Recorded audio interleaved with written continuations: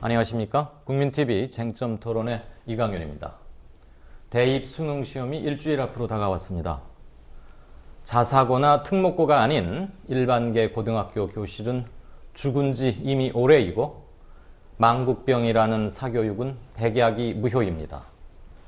수능 시험 때마다 난이도와 변별력 논란은 끊이지 않는 가운데 학생들은 학생들대로 그리고 학부모는 학부모대로 피곤과 불행하다를 입에 달고 산 지 수십 년입니다.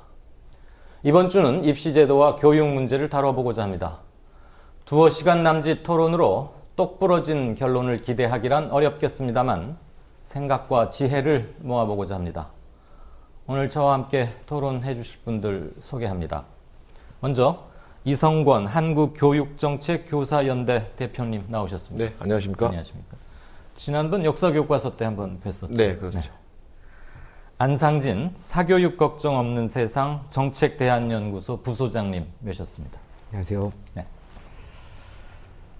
학부모시죠? 네. 네. 참교육을 위한 전국 학부모회 정책위원장 맡고 계시는 남영주 위원장님입니다. 네, 안녕하세요.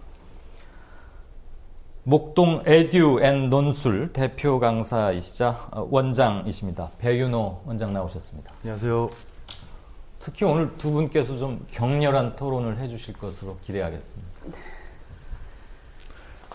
자, 뭐 저희가 EBS나 이런 데서 그 입시 문제를 분석하는 그런 과목별 선생님들 모임은 아닙니다만 그래도 교육에 오랫동안 직관적으로 일을 해오시고 하니까 또 일주일 정도밖에 남지 않았고 수능 시험 뭐 해마다 쉽게 내겠다.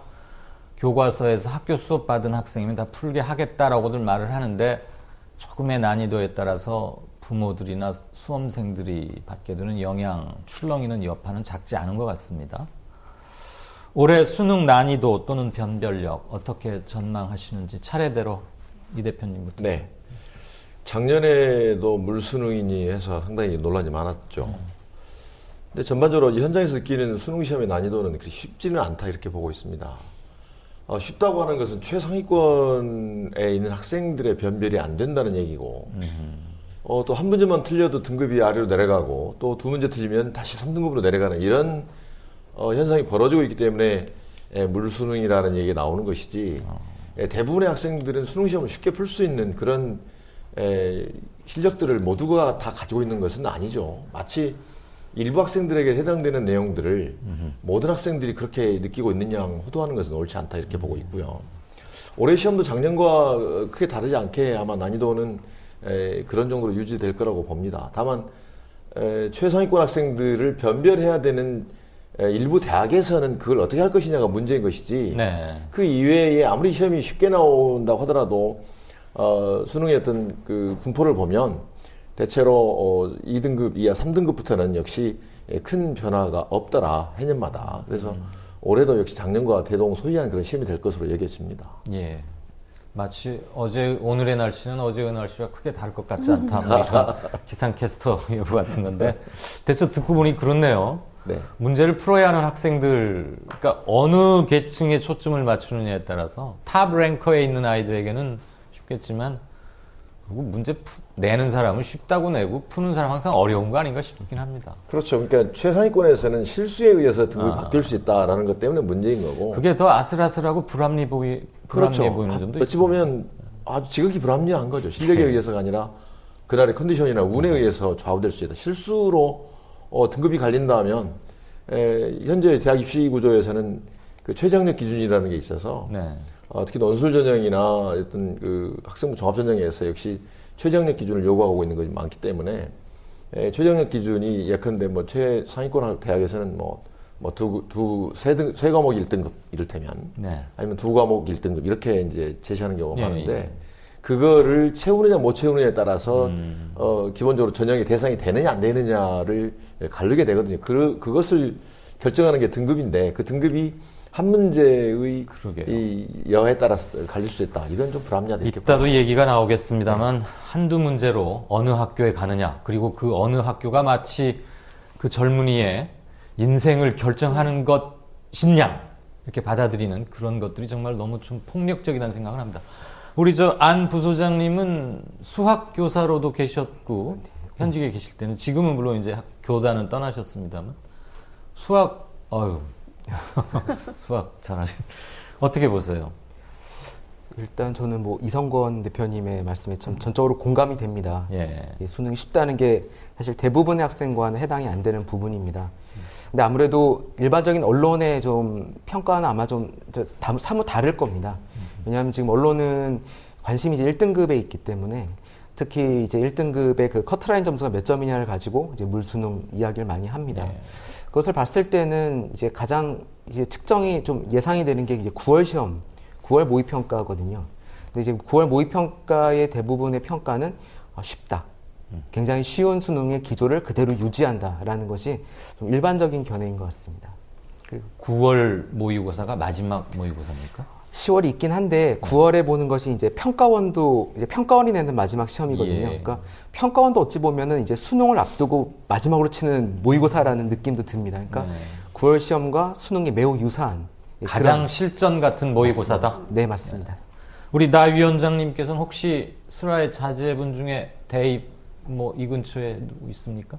또는 치렀습니까 이미? 네, 이미 치른 애가 하나 있고요. 올해 예. 고3이 있습니다. 아, 올해 네. 고3이세요? 네, 일주일 네. 뒤에 시험 치는? 네, 네. 아, 그러시군요. 특히 관심이 많으실 것 같은데 어떻게? 이 문제 되게 어려운 것 같아요. 제가 이걸 맞출 수 있었으면 좋겠고요. 네. 저 바람이 있다면 무조건 쉬었으면 좋겠습니다. 사실 우리나라 수능 시험이 그 오지선다형 정답 맞추기식 시험이란 거잖아요. 그래서 전 정답 이렇게 그 선다형식 문제 정답 맞춘 아이들이 역량이 뛰어나다고 사실 말하기는 저는 100%는 옳다고는 생각하지 않아요. 그래서 일단은 대학에 가고자 하는 아이들이 모두 들어갈 수 있었으면 좋겠고, 그리고 시험은 쉽게 나왔으면 좋겠습니다. 제 바람입니다. 네. 다 쉬워서 점수가 다 똑같으면 어떡하죠?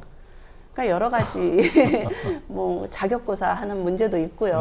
네. 그 문제도 있다가 네, 아마 네. 얘기가 잘 나올 것 같습니다. 우리 사교육의 현장에 계시고 그것도 가장 뜨겁고 핫하다는 목동에서 굉장히 유명하신 원장님이신데 수능 예측 가장 정확하게 하실 것 같네요. 아이고 그렇지는 않고 네. 앞에 이제 선생님들이랑 다 비슷한 의견인데요. 네. 이제 문제가 쉽다라는 게 학생들한테 부담은 적을 수 있는데 아까 말한 대로 이게 한 문제를 틀리면 등급이 바뀌는 거기 때문에 오히려 문제가 쉽다는 게 오히려 학생들한테 더 어려운 시험이 될 수도 있어요. 역으로 보면은 그런 문제는 좀 다시 말씀드리고 싶네요. 네. 이게 수능 때마다 아까 제가 오프닝에서도 말씀드렸습니다만은 변별력 논란, 뭐 물수능 이런 거 끊이지 않습니다. 쉬우면 쉽다고 꼬집고 문제라고 하고 어려우면 또 어렵게 냈다고 야단치고 어떻게 하란 말이냐 참 문제인데 시험인 이상 변별력 논란은 불가피한 겁니까? 그렇죠. 근데 이제 위원장님 말씀하신 대로 아이들을 평가하는 데 있어서 오지선다형 시험을 혹평하자면 찍기 시험이란 말이죠. 그럼 21세기 우리나라의 미래를 짊어지고 나갈 학생들을 평가하고 대학을 입학하는 데 있어서 수학 능력을 평가하는 데 있어서 찍기 시험으로 이게 온당한 거냐에 대한 질문을 해야 될 것 같고요. 예. 94년도에 처음 수능 시험이 도입되었을 때는 상당히 나름 창의적인 사고력을 가지고 있느냐를 평가하는 시험 도구로서는 그때 당시에는 괜찮은 시험이었다라고 봐요. 그 전에 완전 그 암기식의 시험에서부터 탈피한 것이었기 때문에 가히 환영받을 만했다 이렇게 보여지는데 이미 20년이 지나가지고 많은 변화들이 사회적으로 있었지 않습니까? 그래서 학생들의 역량들을, 지식 역량들을 평가하는 데 있어서 온전히 찍기 시험인 수능 시험이 그걸 사회 변화를 추동할 수 있고 적합한 정도의 시험이냐에 대한 논의들은 많이 있습니다. 그래서 다시 말씀드리겠습니다만 입시제도에 대한 논의 예. 또는 수능 시험 체제에 대한 논의가 역시 연관되어져서 적절한 시험이냐에 대한 논의는 지속되고 있습니다. 예. 나 위원장님 어떤 견해세요? 변별력 논란 불가피하다. 네, 시험 늘 제기될 이상은- 수밖에 없다. 네. 대신 단순한 정답 맞추기 시험 문제는 아니었으면 좋겠다.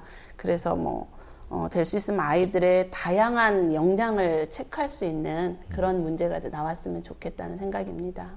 아까는 쉬웠으면 좋겠다고 말씀하셨고 단순한 정답 맞추기는 또 아니었으면 좋겠다. 그러면 어느 쪽에도 그 두 개가 부딪히는 얘기는 혹시 그러니까 아닌가요? 학생들의 창의력을 평가하고 여러 가지 문제 해결력을 평가하는 데 있어서 꼭 시험이 어려워야 될 필요는 없는 거죠. 아, 그렇죠? 다양한 그러니까 정답을 요구하는 게 아니라 시험이 예. 각자의 해답들을 요구하고 그 해답들이 얼마나 창의적이고 얼마나 다양한 어떤 복선들을 다양한 어떤 방법들에 대해서 스스로 방법들을 제시할 수 있느냐 그런 역량들을 보는 거지 않습니까? 그런 단순한 암기 위주의 지식 위주의 어떤 시험이 아니라 이제는 성찰이나 태도나 어떤 이런 어떤 위주의 시험으로 가야 되지 않을까 하는 생각을 그게 하는 객관적인 평가가 가능할까요? 그래서 나오는 문제가 이제 미리 얘기가 되는 건데요. 그러면 시험이 객관적이어야 되지 않느냐, 공정해야 되지 않느냐라고 하는 채점의 거죠. 기준은 뭔가 객관성이 담보가 되어야 우리 같이 교육에 목매달고 대입에 아주 큰 인생에 있어서 중요한 이벤트로 여겨지는 나라에서는 특히 더더욱 그렇죠. 또는 수능 채점과 서열화 전체 그 등급을 매기는데 누구라도 동의할 수 있는 기준이 필요한 거 아니에요? 그렇죠.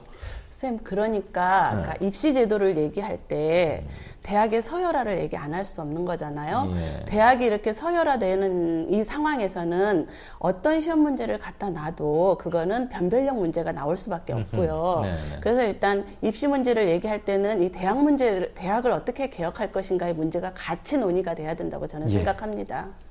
동의합니다. 그 변별력과 관련된 부분에서 이제 평가는 어쩔 수 없다라고 하는 부분에 전 조금 동의하기가 어려운데요.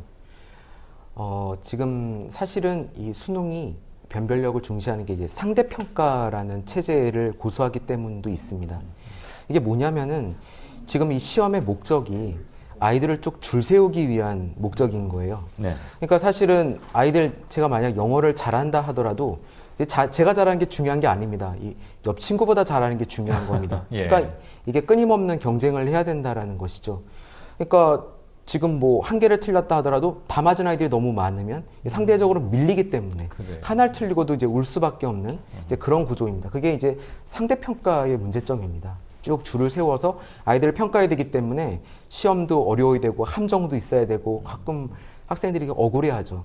그러니까 이 상대평가 부분은 옆 친구를 이기기 위한 시험이기 때문에 필연적으로 이제 변별력을 요구가 되고 그렇게 되면 수능이 어려워도 문제, 쉬워도 문제입니다. 어려우면 이제 하나라도 더 맞추기 위한 치열한 경쟁이 있고요. 쉬우면 또 실수하지 않기 위한 경쟁.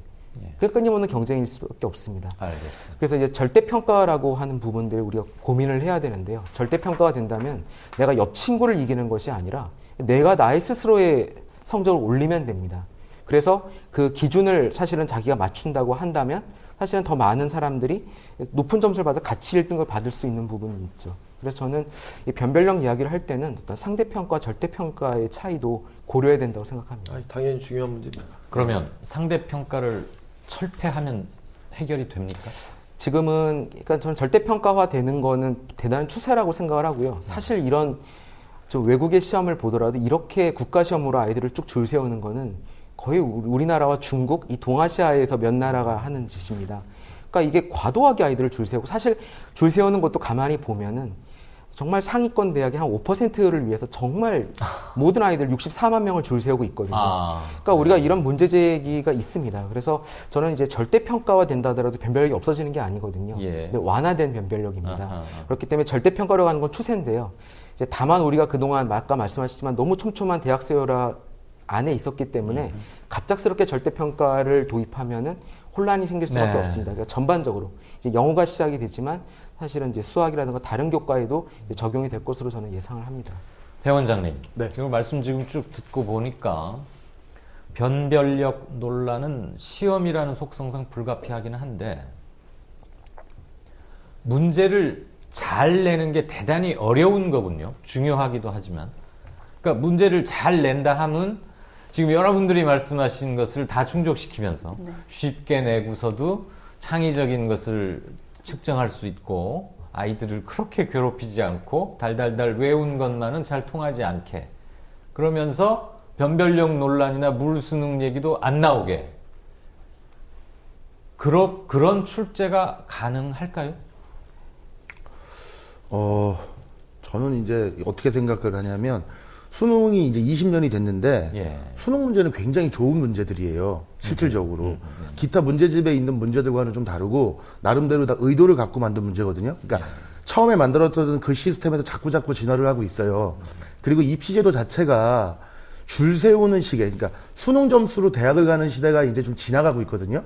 근데 실질적으로는 수능에서 정시의 비중이 줄어들고 있거든요. 정시의 비중이 줄어든다는 건 줄 세우기로 인해, 즉 정시 성적으로 인해서 대학을 가는 비율이 점점 줄어들고 있다는 얘기예요, 사실은. 예. 그런 부분도 있기 때문에 현재의 변별력에 대해서는 뭐 여러 가지 논의한 바가 있지만 앞에 선생님들 말씀처럼 절대평가로 가고 있는 과정이거든요, 지금. 예. 영어 지금 절대평가 만드는데 한 5년 정도 걸린 거예요. 그래서 아마 이제 다 절대평가로 가는 추세이기 때문에 요 변별력에 대한 문제는 조금 이제 사라지지 않을까 저는 조심스럽게 그렇게 생각해 봅니다. 절대평가. 네. 저는 거기에 대해서 약간 다른 의견을 가지고 있는데요. 예.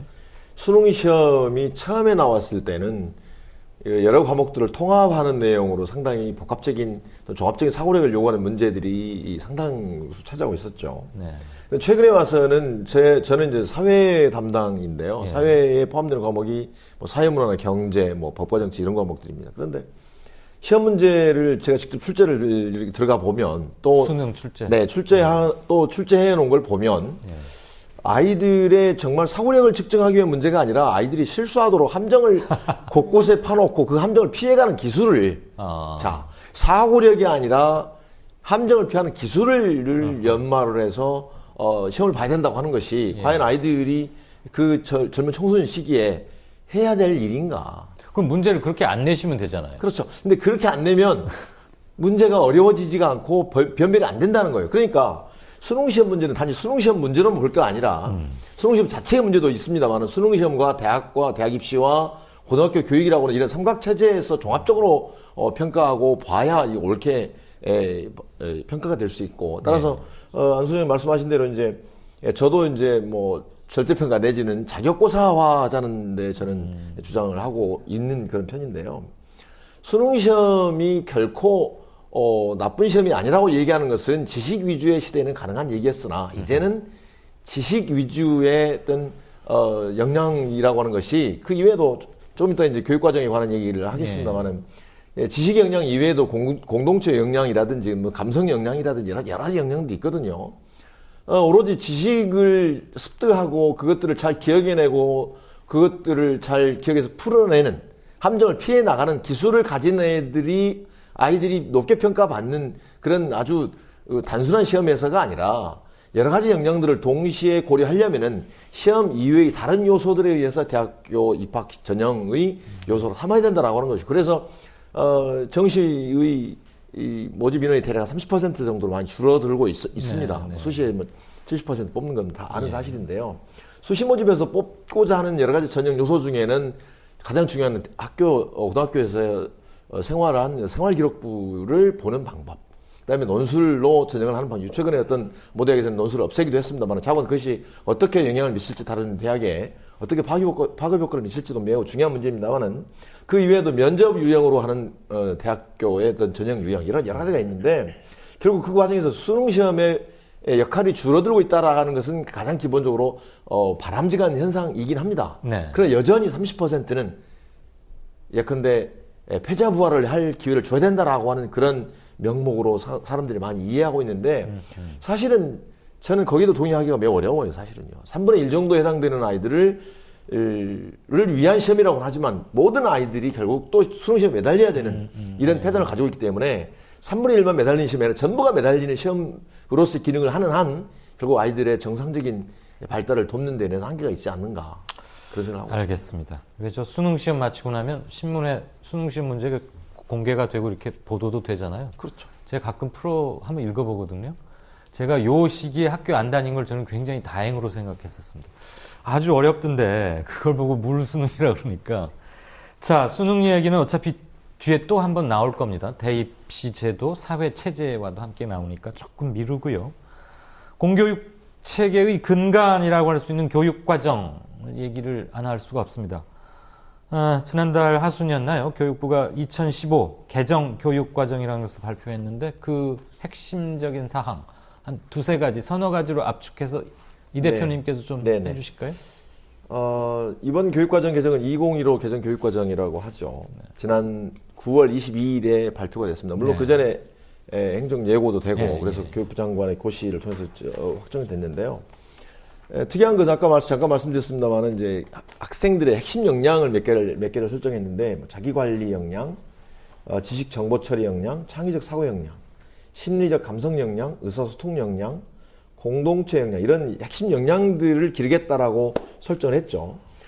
가장 중요한 개정의 동기가 뭐였냐면 문이과를 통합하자, 특히 고등학교에서의 문이과를 통합하자는 그런 의도였는데 결론적으로 말씀드리면 문이과 통합은 사실상 어려운 게 아닌가 하는 생각을 하고 있습니다. 어렵다고요? 네. 왜 그러냐면 문이과를 통합한다는 얘기는 모든 학생들이 똑같이 모든 과목을 같이 이수해야 된다라는 의미가 아니고 네. 학생들의 진로 선택이나 각자가 가지는 기질이나 소질이나 적성 또는 진학하고자 하는 학과에 따라서 여러 과목들을 자유롭게 선택해서 이수할 수 있는 그런 길들을 만들어주는 게 좋은데 그렇지 못하고 있거든요. 그래서 공통사회와 공통과학이라고 하는 과목을 수능시험으로 예컨대 포함시켜서 시험을 본다 하더라도 그 이외의 과목들은 역시 또 갈릴 것이기 때문에 문이과는 여전히 존재하게 될 가능성이 많다라는 그런 한계를 가지고 있고요. 물론 이제 인문사회과학이나 인문사회나 또는 뭐 자연과학의 과목들을 좀 더 균형 있게 배우고자 하는 그런 방향으로 가는 걸 매우 바람직하다고 봅니다. 또 자유학기제를 뭐 중학교에서 설정을 하고 있고 이미 시행 단계에 와 있는데 이걸 통해서 꿈과 끼를 함양하겠다라고 하는 게 매우 중요한 거죠. 네. 그러나 이런 추상적인 구호보다는 학생들이 가지고 있는 모든 학생이 가지고 있는 탁월성이 있단 말이죠. 지금은 지식 역량만 탁월한 아이들이 성공할 수 있는 그런 시험으로서가 아니라 그 교육과정의 결과가 결국 시험으로 나타나게 되는 건데 결국 모든 아이들이 가지고 있는 각자가 가지는 탁월성을 개발해 줄 수 있는 것들이 필요하다 이렇게 봅니다. 어쨌거나 핵심을 하나만 골라라. 그럼 문이과 통합하겠다는 건데 네. 문이과로 나누는 곳이 사실 일본하고 우리 정도밖에는 별로 네, 없었죠. 네, 굉장히 그렇습니다. 시대착오적인 것이기도 하고. 그렇죠. 아이들의 인생을 고등학교 2학년 올라가면서 나눠야 되느냐. 이것도 참 또 하나의 폭력이 아닌가 싶은데 자, 그것은 뭐 뒤늦게나마 필요한 게 잘 충족된다고 치고요. 그냥 이제 시험을 쳐야 하는 학생의 입장에서만 보자면 네. 그럼 문이과가 통합이 되면 앞으로는 모든 학생들이 통합 사회와 통합 과학. 그러니까 예전에 문과는 뭐 과학은 잘 안 해도 됐고 뭐 이과는 사회는 안 해도 다 해야 됩니까? 그럼 입시 부담은 좀 늘어납니까? 그거 좀 설명을 드리면 예. 결론적으로 말씀드리면 발표를 안 하고 있습니다. 아, 이게, 명확하게? 네, 지금 가장 굉장히 뜨거운 감자인데요. 네. 교육과정 개정은 했는데 음흠. 거기에 따른 이제 수능 발표를 안 하고 있습니다. 아. 그러니까 지금 논란이 되고 있는 거예요. 방금 말씀하신 대로 이 교육과정 개정의 취지를 따른다면 새로 만든 공통사회나 공통과학 또 공통사 이런 것들은 다 학생들이 봐야 될 것 같아요. 일단. 근데 이거를 근데 다 보면 양이 너무 많습니다. 그러다 네. 보니 이게 거의 1학년 과목들이거든요. 그럼 네. 2학년 선택 과목들을 많이 못 볼 것 같습니다. 그러면 이게 또 하나 논란이 되는 게 과연 그럼 1학년 과목 중심으로 수능을 보고 2, 3학년의 과목을 안 보고 평가를 하는 것이 타당한 평가냐. 네. 그러니까 지금 이런 두 가지 제가 보면 딜레마입니다. 예. 굉장한 딜레마예요. 그래서 이걸 만약에 공통 과목 다 보고 지금처럼 선택 과목까지 본다. 그러면 이 아이들은 최악의 수능을 맞이하는 겁니다. 그래서 지금 이런 문제 때문에 지금 교육부는 계속 연구를 하고 있다고 하면서 이 발표를 늦추고 있습니다. 이게 지금 2018학년도부터 적용될 거죠? 그렇죠. 2018년도에 입학하는 학생들이 입학하는 학생. 그때부터 배우기 시작해서 2020년에 3학년이 되는 아이들이 시험을 보는 2021 수능에서의 과목에 관한 그러니까 얘기입니다. 지금 현재는 몇 년 조금 기회가 있다고 생각하고 그렇죠. 교육부는 좋게 말해서 연구 중, 나쁘게 말해서 눈치 보는 중. 그게 근데 말이 안 되는 게요. 네네. 교육부의 말은 그겁니다. 3년 예고제라는 것도 뭐 쓰면서 얘네들이 중3이 되면 얘기하겠다라고 하는데요. 네. 근데 실제로 지금 학생들은 초등학교, 중학교부터 이미 수능을 생각하면서 공부를 합니다. 예. 그 말은 무슨 말이냐면 이걸 발표를 안 하면 이제 사교육기관에서는 이렇게 얘기할 수 있습니다. 공통과목만 준비하다가 나중에 선택 과목까지 들어가면 큰일 난다. 그거 어쩌려고 그러냐. 어허. 그러니까 이때는 만반의 대비로 공통과목 선택 과목 다 준비를 하다가 안 보면 그때 그만둬도 되지만 만약에 그냥 넉넉고 공통과목만 알겠습니다. 하다가는 큰일 날 수 있다. 이렇게 얘기할 수 있습니다. 배 원장님, 뭐 이 부분에 대해서 하실 말씀? 저는 좀 다른 접근 한번 해보고 싶은데 네. 교육부는 아마 안이 있을 텐데 네. 지금 발표를 못 하고 있는 가장 큰 이유는 선생님들의 반발이 좀 많을 거예요. 왜냐하면 수능에서 배제가 되거나 선택으로 옮겨질 경우 학생들의 관심도가 많이 떨어지잖아요. 예. 그럼 선생님들의 불만이 커지거든요. 그렇겠죠. 그런 부분이 있기 때문에 섣불리 지금 발표를 못 하고 있다라고 저는 보거든요. 네. 그러니까 문이과 통합교육이라고 해놓고 뭐 사회를 뺄 수도 없는 거고 과학을 뺄 수도 없는 거잖아요. 그러니까 예. 좀 애매하니까 지금 계속 눈치를 보고 있는 게 아닌가 저는 좀 그런 생각입니다.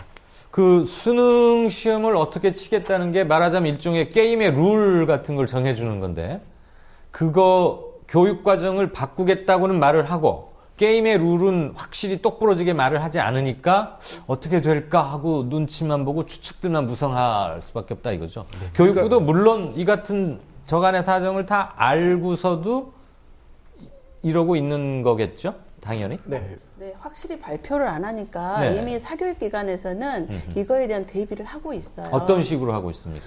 예를 들면 통합사회, 그러니까 통합사회 이과에서도 배워야 되는 거잖아요. 문과에서는 네. 통합과학을 배워야 되고 그래서 예. 아예 초등학교 때부터 문과로 그러니까 진로를 예를 들면 그 외고 같은 애 진로를 정하면 초등학교 때부터 학원을 다니잖아요. 예. 이런 아이들을 대상으로 과학 공부도 해야 된다 하고 그 과학 커리큘럼을 짜고 있는 단계입니다. 네. 죄송합니다. 가장 큰 문제는 네. 발표를 지금 할 시기가 아닌데 예. 교육감들이 반대하는 이유 그거거든요. 준비가 전혀 안 돼 있는 상태에서 뜬금없이 발표를 했다는 거죠. 이게 지금 준비가 하나도 안 돼 있거든요. 그러니까 이렇게 하겠다는 안만 마련된 상태에서 덜컥 지금 하겠다고 해버린 거예요. 그러니까 이전 교육 과정이 아직 시행도 되지 않았거든요. 네. 이게 지금 어떤 의도에서 이런 건지 제가 뭐 추측하기로는 교육부가 이렇게 밀어붙인 건 아닌 거라고 봐요. 제가 보기에는. 왜냐하면 교육부는 로드맵이 있거든요. 근데 이게 뜬금없이 이렇게 발표가 된 게 저도 제 입장에서도 좀 황당한 거죠. 그럼 사실. 교육부 아닌 곳이 주체가 돼서 이것을 이렇게 빨리 공표한 그럴 만한 특별한 사정이 있을까요? 이게 사실 좀 재밌는 사건이었는데 이게 네네. 2013년에 사실 발발한 사건 때문에 이렇게 벌어진 겁니다. 네. 그러니까 2013년에 무슨 일이 있었냐면요. 그때 이제 당시 서남수 장관 때였는데요. 네. 그때가 이제 한참 대입 전형이 너무 복잡하다. 그 전에 3,000가지가 넘는 대입 전형을 줄여야 된다. 그래서 대입 전형 간소화 방안을 모든 국민들이 바랬습니다. 예. 근데 대입 전형 간소화 방안을 냈는데 이게 너무 이상한 거예요. 그게 뭐냐면 대입 전형 얘기는 조금밖에 없고 수능에 대한 얘기가 나온 겁니다. 세 가지 안을 가지고 수능을 가지고 이렇게 문이과 융합형 수능에 대한 것들이 얘기가 나온 겁니다. 근데 사람들이 보니까는 그래서 대입 전형 얘기를 안 하고 수능 얘기만 한 거죠. 봤는데 취지는 공감이 되는 거예요. 우리 아이들 교육을 반쪽만 받고 있다.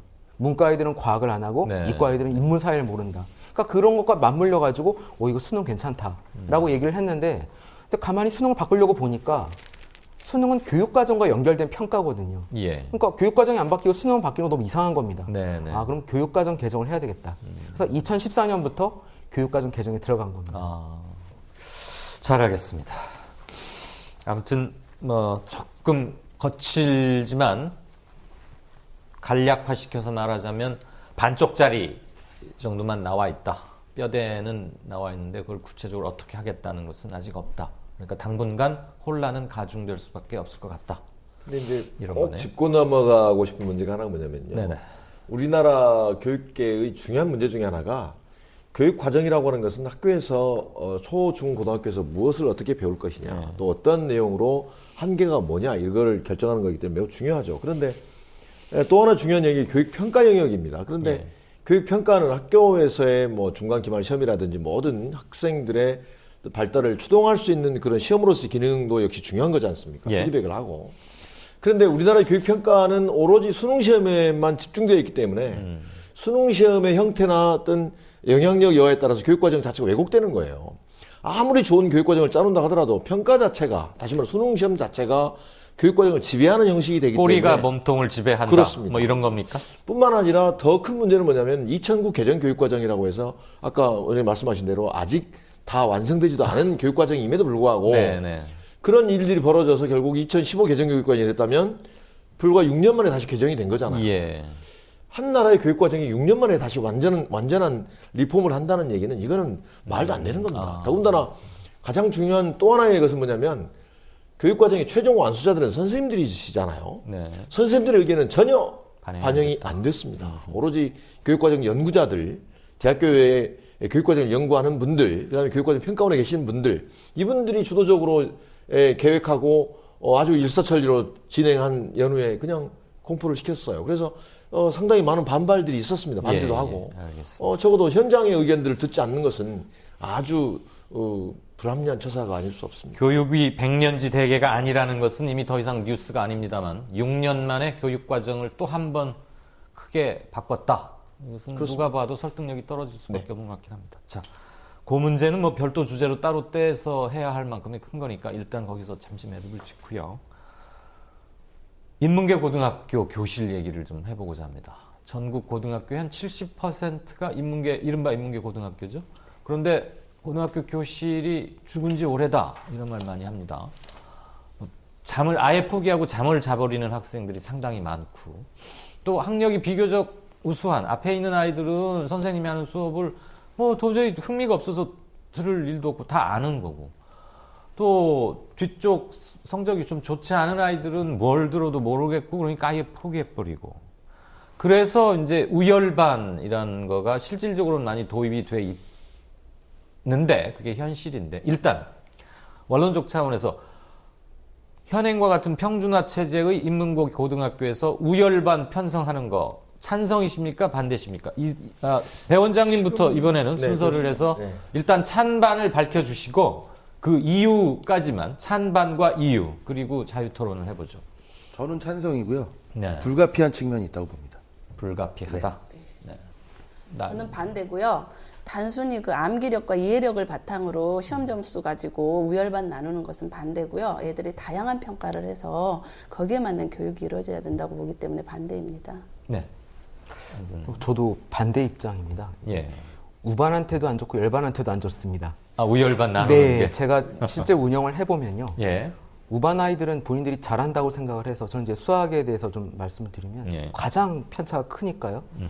우반 아이들은 개념을 제대로 공부를 안 하려고 합니다. 안다고 생각을 해요. 음흠. 그러다 보니 문제풀이에 막 함몰을 하는데 제가 보기에 우반 아이들이라고 그렇게 높은 성적들이 아니고 깊이 있게 공부를 한 건 아닌데도 불구하고 아이들이 착각을 합니다. 그래서 저는 우반 아이들한테 나쁘고요.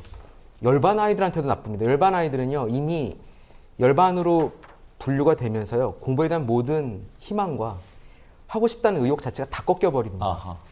그러니까 이미 굉장히 잔인한 예, 거예요. 예. 그러다 보니 얘네들은 그냥 포기한 반 아이들을 모아놓는 것 같은 모양이 돼버립니다. 그러니까 패배자들이라는 것을 공식화시키는 겁니다. 그러니까 지금 저는 우반한테도 안 좋고 열반한테도 안 좋다라고 생각이 됩니다. 이 대표님은요? 저는 반대입니다. 반대. 왜 그러냐면 지금 우리나라의 인구 구조를 보면 좀 다른 방식으로 좀 접근하고 싶은데요. 생산 가능 인구의 숫자가 계속 줄어들고 있습니다. 예. 그렇죠. 20년 뒤에 우리나라가 정말 건강한 사회가 되려면 중하위권 소득을 실현하는 사람들이 세금을 잘 낼 수 있고 또 그들이 종사하고 있는 직업에 대한 자부심을 가지도록 해야 되는데 그렇다면 학교에서부터 모든 학생들이 자존감을 가질 수 있도록 만들어줘야 됩니다. 또 성취도가 학업 성취도가 좋은 학생들은 그렇지 않은 학생들을 좀 더 도울 수 있는 그런 마음 자세를 가질 수 있도록 해줘야 되고 또 성적이 안 좋다 하더라도 단지 성적이 안 좋을 뿐이지 다른 어떤 영역에서든지 내가 잘할 수 있다라고 하는 것을 보여줄 필요가 있는 거고 그걸 위해서 노력을 할 필요가 있는 거죠. 그래서 우열반으로 나누게 되면 지금 현재 우열반이라고 하는 것은 결국 수학과 영어에 있어서 수준별 수업을 말하는 것이잖아요. 그런데 이 정책이 결코 바람직하지 않다. 그런 연유로 그렇게 봅니다. 저기 나 위원장님께 하나 보충 질문 드릴게요. 지금 세 분은 명확한 반대시고 배 원장님 혼자 찬성이신데 우열반 나누지 않는 그냥 일반 교실에서는 포기해서 잠을 자버리는 아이들도 상당수 되고 딴 과목 공부를 하거나 아예 딴짓을 하거나 그런데 사실 고등학교 교실에서 선생님들에 의해서 예전처럼 그렇게 엄한 통제 이런 건 지금 불가능한 그런 거 아닙니까? 네. 꼭 그게 좋다는 것도 아니지만 그럼 교사에 의한 학습 등등의 생활지도의 통제는 전혀 안 되고 있고 그런데 그런 분위기에서 수업이 제대로 진행될 리는 만무하고 그럼에도 우열반을 나누지 말고 그냥 이대로 굴러가야 한다 이 말씀이십니까? 저는 그 어떤 걸 가르치냐의 문제도 있다고 봅니다. 어떤 걸? 네네. 그런 아이들을 서로 협력해서 어떻게가 말씀 도중에 네. 미안합니다. 어떻게가 아니고 어떤 걸. 네, 어떤 걸 어떻게 가르치느냐의 문제도 있다고 봅니다. 예를 들면 시를 한 편 가르칠 때요. 지금은 그걸 밑줄 그어가면서 솔직히 말씀드리면 밑줄 그어가면서 수능에 어떻게 문제를 풀 것이냐로 접근을 합니다. 저는 그것도 문제라고 생각하고요. 그걸 어떻게 시를 그러니까 문학적 감수성을 그러니까 이렇게 부추길 수 있는 그런 그러니까 수업이 돼야 된다고 보는데 그런 수업을 하는 데 있어서 서로 그러니까 잘하는 아이와 못하는 아이가 서로 협력할 수 있는 방법은 저는 교사가 끌어내야 한다고 봅니다. 근데 지금은 그렇게 하지 않고 있기 때문에 못하는 아이들이 자꾸 수업에서 소외되는 거죠. 그 너무 조금 이상적인 말씀은 아닌가 싶긴 한데 자, 세 분은 반대시고 한 분 찬성입니다. 배 원장님은 산술적으로 3배의 발언권을 지녀야 공평할 것 하네요. 말씀하시죠. 세 분 말씀이 다 옳은 말씀이죠. 맞는 말이고. 그런데 현실이 존재하잖아요. 학업량이 다른, 학습 태도가 다른, 목표의식이 다른 아이들이 한 교실 안에 모여 있잖아요. 그러니까 일반고 교실이라는 건 지금 어떤 상황이냐면 영재학교나 특목고를 떨어진 애부터 특성화고를 떨어진 애들, 그러니까 받아주는 특성화가 없어서 그냥 억지로 인문계에 온 애들까지 전체가 다 모여 있거든요. 이 전체가 다 모여 있는 이 형태에서 하나의 수업을 맞춘다는 건 불가능한 얘기입니다. 그거는 우열반은 뭐 마음이 아프고 뭐 저도 그렇게는 말하는데 그럼 실질적으로 그 교실에서 누가 무슨 공부를 하냐는 거죠. 아무도 공부를 할 수가 없는 거예요. 아무도. 1등에 맞출 수도 없는 거고 30등에 맞출 수도 없는 거고 15등에 맞출 수도 없는 겁니다. 이상적으로는 다 맞는 말씀이긴 한데 실질적으로 아이들이 시험을 봐야 되잖아요. 중간고사, 기말고사도 봐야 되고 거기서 이제 그게 있다는 거죠. 저는 오히려 학교에서 시험을 보는 것에 적합한 반편성은 우열반 편성이 아니에요. 그러면 우열반 편성을 해놓으면 오히려 공부하는 내용 자체가 상당히 다를 수 있고 수준별로 수업 내용, 교수 내용이 다른 내용이 다를 수밖에 없죠. 교재도 다를 수 있나요? 그렇죠. 네. 그렇다면 전체 한 학년을 전체를 대상으로 한 시험에서 공통적인 문제를 내서 시험 보기라는 매우 어려운 일일 수 있습니다. 자, 그런데 이 문제의 근본적인 원인은 이명박 정부에서 시작되어진 고교의 다양화 정책입니다. 제가 수업을 해보면 물론 뭐 특정 어떤 학생들을 주 대상으로 해서 수업을 할 거냐는 문제는 늘 있어왔던 문제이긴 하지만 더 중요한 문제들은 하나의 주제를 가지고도 학업 성취도가 좋고 태도가 좋은 학생들과 그렇지 않은 학생들이 동시에 수업에 집중할 수 있는 방법들을 개발해 놓고 있고 또 그걸 적용해야 되는 게 학교의 현실이란 말이죠. 그런데 다양화 정책으로 인해서 상당히 특목고, 과학고, 그다음에 자사고, 일반계고, 전문계고 이런 여러 가지 특성을 가진 학교들로 나눠놨기 때문에 제가 재직하고 있는 학교의 경우에는 이제 일반고이면서도 노원구 하계동에 있는 학교이기 때문에 상당히 또 과학 중점 학교이고 그래서 일박생들이 상당히 우수한 학생들이 많습니다. 그런데 동대문구에 있는 어떤 학교에 한번 나가서 이제 같이 얘기할 기회가 있었는데 1등급 국어, 영어, 수학을 같이 1등급 맞는 아이들이 학교 전체에 없어요. 동시에 세 과목 1등급을 그렇죠. 저희 학교, 제가 재직하고 있는 학교의 경우는 상당수가 있습니다. 같은 일반고임에도 불구하고 이런 편차가 나는 이유가 뭐겠느냐. 잠깐만요, 선생님. 그 동대문구와 선생님 재직 중이신 학교 이렇게 비교를 해주시는데 그 두 학교 학생이 치른 문제가 동일합니까? 시험이? 그렇죠. 왜냐하면 전국 모의고사니까. 네네네. 네, 전국 모의고사에서 같은 문제지도 풀어봤는데 같은 서울시 인문계 고등학교에서 그렇게 차이가 많이 나는군요. 실제로 동대문구에 있는 어떤 학교의 경우에는 1등급이 2개도 아니고 국영수 3과목에서 영어 1등급을 맞는 한 학생이 수학은 4등급이더라고요. 그래서 제가 참 같은 그 교직에 있는 선생님들끼리 비교를 하면 그래도 여기 있는 선생님들은 정말 너무나 힘이 들겠구나 이런 생각을 제가 피부로 느꼈는데 다시 얘기로 돌아가서 결국 고등학교 체계에 대한 문제를 해결하지 않으면 이 문제는 해결될 수가 없다는 거죠. 그래서 그런 여러 가지 서열화되어진 고등학교도 사실 서열화된 거랑 마찬가지죠. 서열화되어진 고등학교 체계에서 인문계 고등학교 특히 문제가 되고 있는 인문계 붕괴를 얘기하고 있는 인문계 고등학교 내에서 수업을 적절하게 또 바람직하게 할 수 있는 방안이 무엇이냐고 얘기하면 상당히 어렵습니다. 그래서 네. 근본적인 문제에 대해 해결이 되어야 될 것 같긴 한데 현실은 또 그게 아니니까. 그렇다면 그 가운데서 또 나눠서 한다는 것은 일부 학교에서는 모르겠습니다. 원장님 말씀하신 대로 그런 소기 목적을 달성할 수는 있을지는 모르겠죠. 그러나 적어도 아이들이 잘하는 아이들을 더 잘하게 만들어주고 좀 더 학업 성취도 떨어지는 아이들은 학업 성취도만 올릴 것이 아니라 그가 잘하는 것들을 개발해낼 수 있는 것이 수업이고 수업이 오로지 학업 성취도에 관한 것만은 아니죠. 그 외에 진로라든지 또는 여러 가지 취미 활동이라든지 교우 관계라든지 공동체 역량이라든지 심리적인 어떤 역량 이런 것들을 길러주는 종합적인 어떤 종합 체계로서의 수업이라고 한다면 결국 우열반은 바람직하지 않다 이렇게 보는 거죠. 그럼에도 불구하고 지금 이른바 수준별 뭐 학습 이래가지고 과목별로 이동하고 실질적으로는 우열반을 하고 있는 실태가 어떻습니까? 대략 퍼센테이지로 한다면은 실질적으로는 시행은 되고 있는데 네. 효과는 좀 많이 미미한 편이에요. 왜 그렇죠? 세분화돼서 나누지를 않기 때문에. 그러니까 거의 절반 정도 식으로 가기 때문에 크게 그렇지는 않은데 문제는 지방학교입니다. 지방학교는 아까 선생님 말씀하신 것처럼 서울 내에서도 차별이 많잖아요. 지방은 더 심합니다. 그러니까 전교 1등이 모의고사를 보면 1등급이 없는 학교가 태반입니다. 네. 근데 그 학교에서 어떤 식으로 유치를 하냐면 전교 20등 정도까지 30등 정도까지는 따로 선발을 해요. 그래서 이름을 붙여놓고 따로 관리를 합니다, 얘네들은. 현행 학생 선발 방식 중에서 상위 몇 명 우수하나 학생들을 따로 뽑을 수가 있습니까? 그러니까 자기 학교에서 공부를 잘하는 아이들을 따로 선발을 해서 그 등수 안에 들어가 있는 애들을 따로 교육을 시키거든요. 아니 선발 자체를 별도로 할 수가 있나요? 선발하는 게 그러니까 자기 학교 자원에서. 예.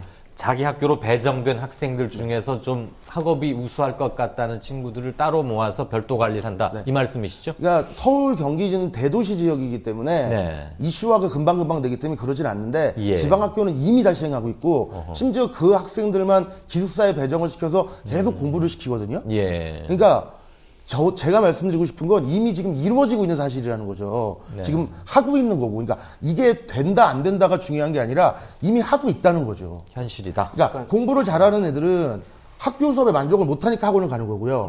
공부를 못하는 애들은 학교 수업을 따라갈 수가 없으니까 학원을 다니는 거예요.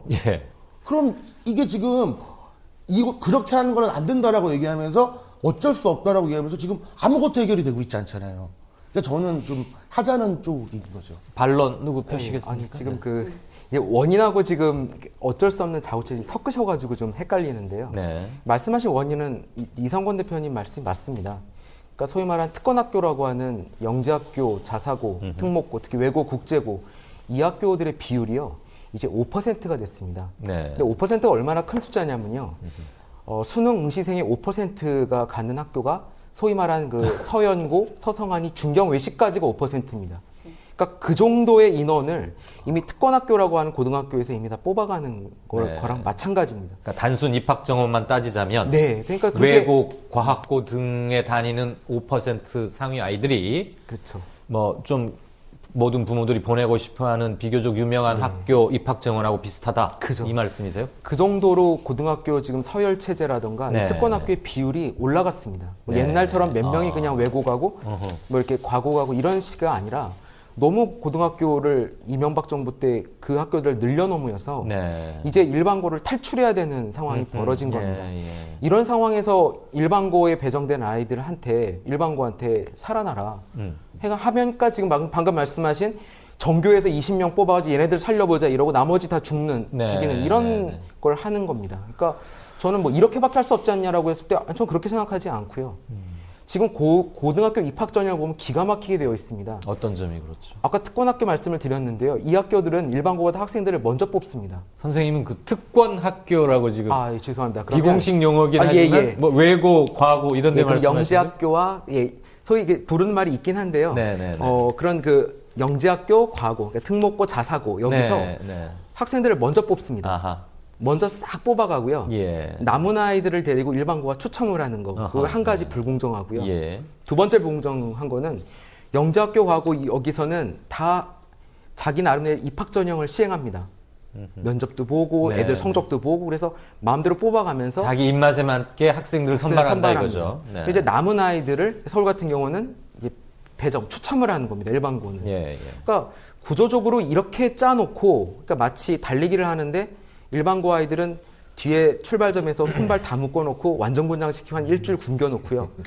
자서고 특목고 아이들은 한 20m 앞에서 유니폼 입히고 막 잘 먹인 다음에 뛰라고 하는 이런 구조입니다. 그러면서 출발점이 다르다. 예, 그 일반고한테 왜 못 따라잡냐 이렇게 말을 하면은 저는 이건 굉장히 구조적인 폭력이라고 생각을 합니다. 그러면 그 폭력적 요소를 제거하려면 어떻게 해야 됩니까? 고입 전형이 공정해져야 됩니다. 방금 말씀드렸듯이 그런 학교들이 소위 학교들이 특혜를 받을 이유가 없습니다. 네, 네. 대학이 서울대가 잘한다고 먼저 뽑습니까? 연고대가 아이를 먼저 뽑고 남은 아이들 나머지 학교 가라 그러면 난리가 날 겁니다. 근데 그렇네요. 고등학교는 이렇게 예. 하고 있는 겁니다. 어허. 그러니까 저는 일반고와 정말 그 소위 말하는 다른 학교들이 전형이 같이 진행이 돼야 됩니다. 알겠습니다. 잠깐만요, 여기서. 네네.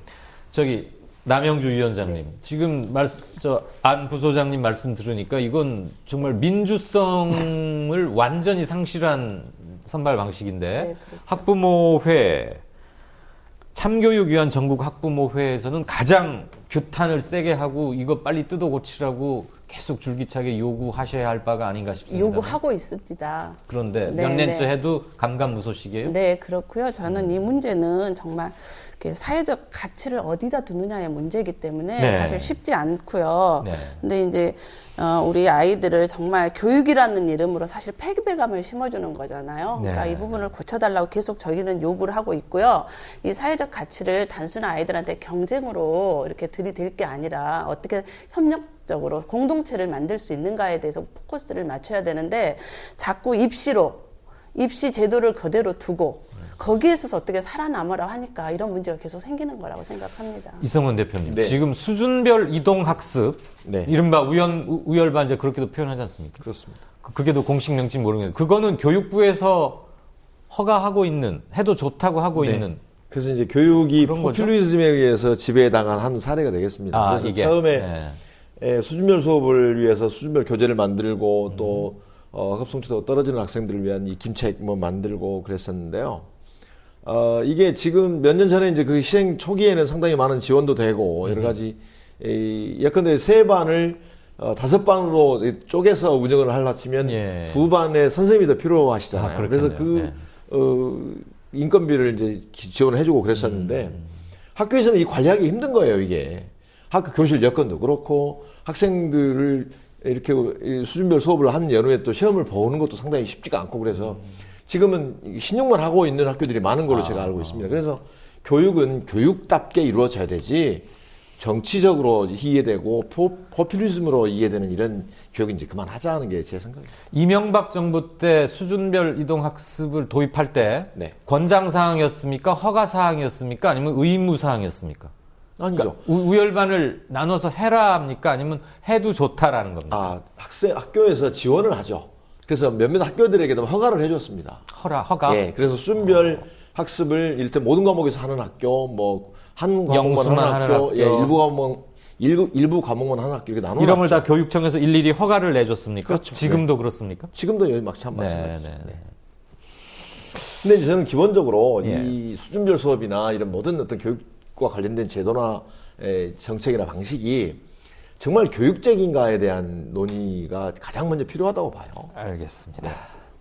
자, 조금 비슷한 얘기인데 우열반의 연장일 수 있습니다만 초점은 조금 다릅니다. 흔히들 수포자 이런 말 합니다. 수학 포기생들, 수학 포기자.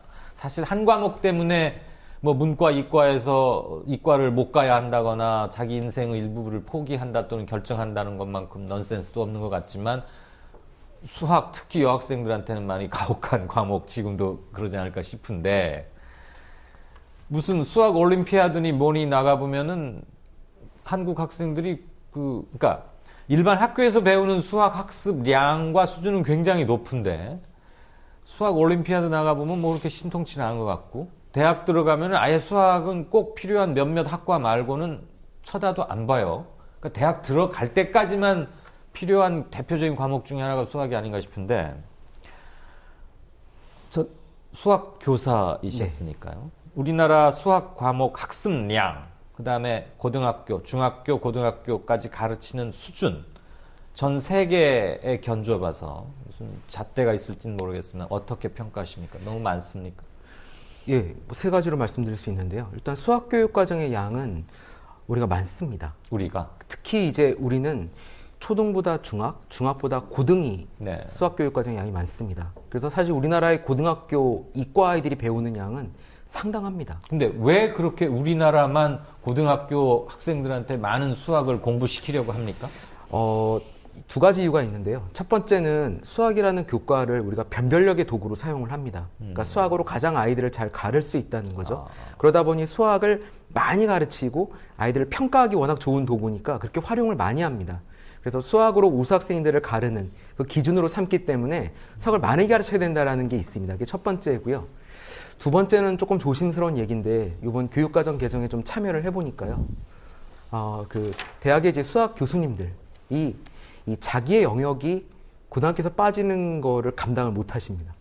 엄청납니다. 그러니까 이 수학 고등학교의 교육과정에 대해서는 굉장히 많은 영역들이 들어와 있습니다. 네. 이게 수학 교육과정에 대한 문제고요. 이 두 번째는 사실은 평가의 문제가 또 있습니다. 교육과정은 사실 외국과 차이가 안 나는 부분도 있는데요. 우리가 아까 말씀드렸듯이 자꾸 이걸 변별력의 도구로 사용을 하다 보니까요. 수학이 수학을 위한 문제, 그러니까 수학만을 위한 문제, 그러니까 우리가 절대 일생을 통해 보지도 못할 문제들이 수학에서는 나옵니다. 예. 그러니까 이게 정말 수학을 위한 수학이 돼버리는 것이죠. 그러니까 수학을 많은 내용들을 가르치고 그걸 평가하려고 하는 이 수학의 평가의 문제점이 있고요. 마지막 세 번째 문제라고는 뭐냐면 수학을 과도하게 사용합니다. 그러니까 대학에 갈 때 수학이 필요한 아이가 있고 덜 중요한 아이들이 있습니다. 그럼에도 불구하고 우리는 수학이란 잣대를 다 들이댑니다. 예. 그래서 우리나라는 사실 소설가가 되려고 하더라도 중상위권 대학에 가려면 수학이 가장 중요합니다. 예. 그러니까 정말 타당성이 떨어지는 것이죠. 그래서 저는 수학이 교육과정도 많고 평가도 어렵지만 또 이렇게 과도하게 모든 아이들에게 수학을 똑같이 요구하는 것, 이건 문제라고 생각합니다. 수학 과목 하나 때문에 자기 꿈을 포기하거나 또는 제한받을 수밖에 없었던 학생들이 들으면 분통 터질 노릇인데 상당히 많습니다. 지금이라도 당장 일테면 교수들이 수학 교수들이 내 영역이 좁아질 것 같으니까 계속 고집한다거나 이건 학생에 대한 엄연한 횡포 같고요. 더군다나 누가 우수한지 어쩐지 변별력을 위해서 가장 편하고 좋은 게 수학이니까 많이 가르친다. 이거 역시도 이제는 여지껏은 우격다짐으로 해왔는지 모르지만 지금이라도 당장 그건 중지되어야 하는 거 아닙니까? 맞습니다. 지금 수학에 대한 문제점은 굉장히 심각하고요. 이게 네. 더 증폭이 된 것이 영어 절대평가입니다. 어허. 영어가 절대평가되면서 이제는 그 과부하가 국어 수학 탐구인데 네. 국어나 탐구 영역은 사실 학생들의 부담이 그렇게 크진 않습니다. 예. 그러니까 수학에 더 몰리면서 아하. 지금 수학 때문에 우리 나라가 온 나라가 지금 고통을 받고 있다 그래도 과언이 아닙니다. 저희가 한번 조사를 해봤더니 그 통계 오류인데요. 네. 거의 1000명 가까이 해봤는데 99%가 우리 아이들이 고통받고 있다고 얘기를 해가지고 저희가 깜짝 놀란 적이 있습니다. 네. 문제는 이 수학 개선 운동을 하는데요. 이게 쉽지가 않습니다. 왜 그렇죠? 수학교육과정 이번에 개정 운동을 해봤는데요. 저희가 느끼기에는 아까 그런 그런 대학 교수님들이나 그 수학을 연구하는 분들의 그 반발이 너무 강합니다. 우리 아이들이 아무리 수포자가 많고 어렵다고 하더라도요. 걔네들은 중요한 애들이 아니다. 결국 5%나 10%의 어떤 그 성공한 아이들, 그 아이들을 우리가 키워야 우리나라를 먹여 살린다라는. 그러니까 정말 고등학교에서 뭔가 수학 한 과목을 뺀다는 것은 나라가 망할 것 같은 그렇게 얘기를 합니다. 국가 경쟁력이 저하되고 학력 저하가 돼서 우리나라는 뒤떨어질 것이다라는 논리가 횡행합니다. 그런 분들의 논리적 제가 볼 때는 너무나 비논리적인데 그거를 명쾌하게 깨주는 사람이 없습니까? 아니면 논리적으로 취약하다는 걸 알면서도 기득권을 이용해서 고집을 피우는 겁니까? 수학은 이게 전문 교과 영역입니다. 그러다 보니 이 부분들에 대해서 정확하게 비판하기가 어렵습니다. 그러니까 아무리 우리가 이런 생각을 갖고 있어도 수학 그 교수님과 했을 때는 전문 영역 얘기를 해야 됩니다. 그래서 저희 이번 단체가 그래도 이번에 좀 할 수 있었던 이유는 예. 정말 내부 고발자와 같은 그런 수학에 대해서 굉장히 깊이 있는 분이 저희가 그걸 끌고 나가셨거든요. 이 운동을. 그래서 이것들이 됐었지 그동안은 그냥 수학 교수님들이 무식한 소리 하지 마라 이러면은 이거 논쟁이 되는 게 아닙니다. 사실은. 제가 도저히 이해가 다른 안 얘기를 되는데요. 하나 드려볼게요. 네네. 충청남도에 있는 모 대학에서 학생들을 뽑습니다. 그런데 그 학교는 흔히 말하는 유명 대학도 아니고 예. 그런데 바이오나 이런 아주 최신 그 학문 분야들을 가르치는 그런 학과인데 그 교수님 만나서 말씀 들어보니까 그 학교에서는 아이들이 들어오면 다시 가르친대요, 처음부터. 고등학교에서 배웠어야 될 내용들 중에서 수학이나 과학에 관련된 기본적인 것들을 다시 가르치면 아이들이 잘 따라온답니다. 아하. 또 경기도에 있는 모 대학교의 경우에는 이것도 교수님께 직접 들은 얘기입니다. 아이들이 영어 공부를 해야 비즈니스나 이런 것들을 하게 될 텐데 영어 공부를 많이 안 하고 들어오는 학생들이 많대요. 그래서 일주일에 한 번씩 영어 시험을 본대요. 영어 단어 시험을. 그렇게 해서 다 이수하고 나가면 정상적으로 유명한 기업에 다 들어간다는 얘기입니다. 자, 무슨 예. 얘기죠? 예. 결국 많은 양들을 학습해야만 된다라고 하는 것이 어찌 보면 대학교에서 고등학교보다도 많은 책임감을 전가하고 있는 게 아닌가 하는 생각이 들고요. 예. 또 하나 말씀드리면 일본에서 작년에 이어서 올해도 역시 또 노벨상이 나왔습니다. 예, 예. 그래서 한편 부럽기도 하죠. 예, 저는 이제 뭐 이공계는 아닙니다만은 왜 이런 일이 벌어졌을까 고민을 해본 적이 있어요. 네. 그럼 우리나라는 고등학교까지 너무나 많은 양들의 학습을 하지만 그 이후에 적어도 특정 분야에서 창의력을 발휘하거나 저 탐구력을 발휘할 수 있는 그런 자질들이 제대로 못 길러졌다라고 밖에는 해석할 수 없는 거잖아요. 그러면은 정말 정책을 담당하는 사람들이 이게 어디가 문제인지에 대해서 고민을 해야 되는데 그런 고민을 하기는커녕 아주 졸속으로 교육과정 개정해 놓고 포퓰리즘에 의해서 문제를 해결하려고 하는 이런 태도는 역시 우리나라가 앞으로도 미래가 없는 것이냐라는 그런 고민을 자기감에 빠지게 만드는 이런 계속 얘기입니다. 토론이 진행될수록 뭔가 좀 하나씩 실마리가 풀려가고 이렇게 하면 빛을 찾을 수 있겠다 이게 아니고 암담함만 더 쌓여가는 게 저만인지 그게 아니길 바랍니다만. 근데 그 수학계의 뭐 노벨상인가 뭐라고 하는 뭐 필드상. 필드상. 우리는 고등학교 때 그렇게 많이 아이들에게 수학 가르치고 하지만 그 상 언저리에 가본 사람 아직 한 명도 없잖아요. 맞습니다. 우리 아이들이 이 수학 교수들 좀 반성하셔야 되는 거 아닙니까? 예, 저는 우리 아이들 고등학교 아까 올림피아드 말씀하셨는데 조금 사실을 바로잡으면 네. 우리는 올림피아드 나갔을 땐 거의 상을 휩습니다. 하지만 그 국제 올림피아드 갔을 때 선수들이 있어요. 예, 예. 그러니까 그 선수들은 나가서 우리나라 수학이 굉장히 잘하는 것 같지만 몇 명만 마치 그렇죠. 축구 국가대표처럼 맞습니다. 그러니까 이게 우리가 생활체육이 안 되고 국가대표만 잘하는 엘리트 것처럼 스포츠처럼 그 소수의 아이들은 잘하지만 실제 우리 학교 현실에서 지금의 아이들이 수학을 굉장히 잘하고 그래서 저는 잘하는 것도 중요하지만 굉장히 수학 교과를 좋아하는 것도 중요하거든요. 예, 예. 우리 아이들이 수학을요 정말 이거 이렇게 표현하면 좀 그렇지만요 암덩어리, 죽음의 과목, 아하. 하기 싫은 1순위 이렇게 표현하는 걸 너무 많이 봤습니다. 아무튼 수학이 문제임은 분명한 것 같습니다. 지금 굉장히 토론 연교 뜨겁고 많은 발언 시간을 이렇게 하시는 거 보니까. 자, 배 원장님. 네. 영어 과목은 좀 형편이 어때요? 수학여행이 많이 했는데 일테면 부모의 경제력이 곧 아이들 영어 실력이다. 이러는 얘기가 말도 안 되는 것 같지만 현실인데 언제까지 이런 말도 안 되는 현실이 계속돼야 합니까? 이게 정권이랑 교육부에서 네. 영어 과목의 네. 목적에 대해서 좀 방향을 잡아줘야 될 것 같아요. 그러니까 영어를 공교육 과정에서 영어를 잘해서 궁극적인 목표가 뭐냐는 거죠. 예. 고3을 졸업한 학생이 영어를 배워서 나가서 회화를 하는 게 목적인지 예. 아니면 원서를 읽는 게 목적인지 목표가 명확해야 되는데 목표가 명확하지 않거든요. 근데 지금 유아 때부터 영어 줄기차게 지금 사교육 쪽으로 나가는 건 전부 발음이에요. 네. 그러니까 무슨 회화나 독해, 원서를 읽는 수준 이런 거에 대한 고민이 아니라 발음을 위해서 계속 어릴 때부터 지금 돈이 들어가는 거거든요. 네. 그러니까 교육부에서 영어 교육을 어떻게 하겠다라는 목표를 잡아줘야 될 것 같아요. 만약에 실용적인 회화 정도, 배낭여행 가서 의사소통할 수 있는 걸 목표로 삼겠다고 하면 교육과정을 다 드러내야 되는 거예요. 지금 독해 위주로, 문법 위주로 돼 있는 걸. 근데 다 이걸 하려고 하다 보니까 학교에서는 방향 설정을 하기가 굉장히 힘든 거죠. 그러다 보니까 답답한 학부모들이 사교육 쪽으로 가게 되는 겁니다. 네. 얼마나 답답한 일이 벌어졌었냐면요. 예.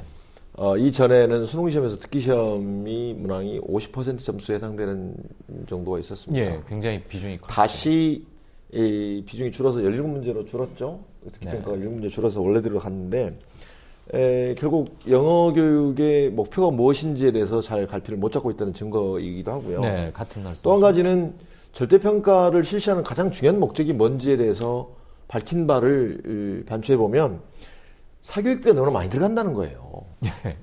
근데 지금 현재 공교육과 사교육의 어떤 대립구도, 병렬적인 대립구도가 지금 현재 교육 문제의 본질은 아니거든요.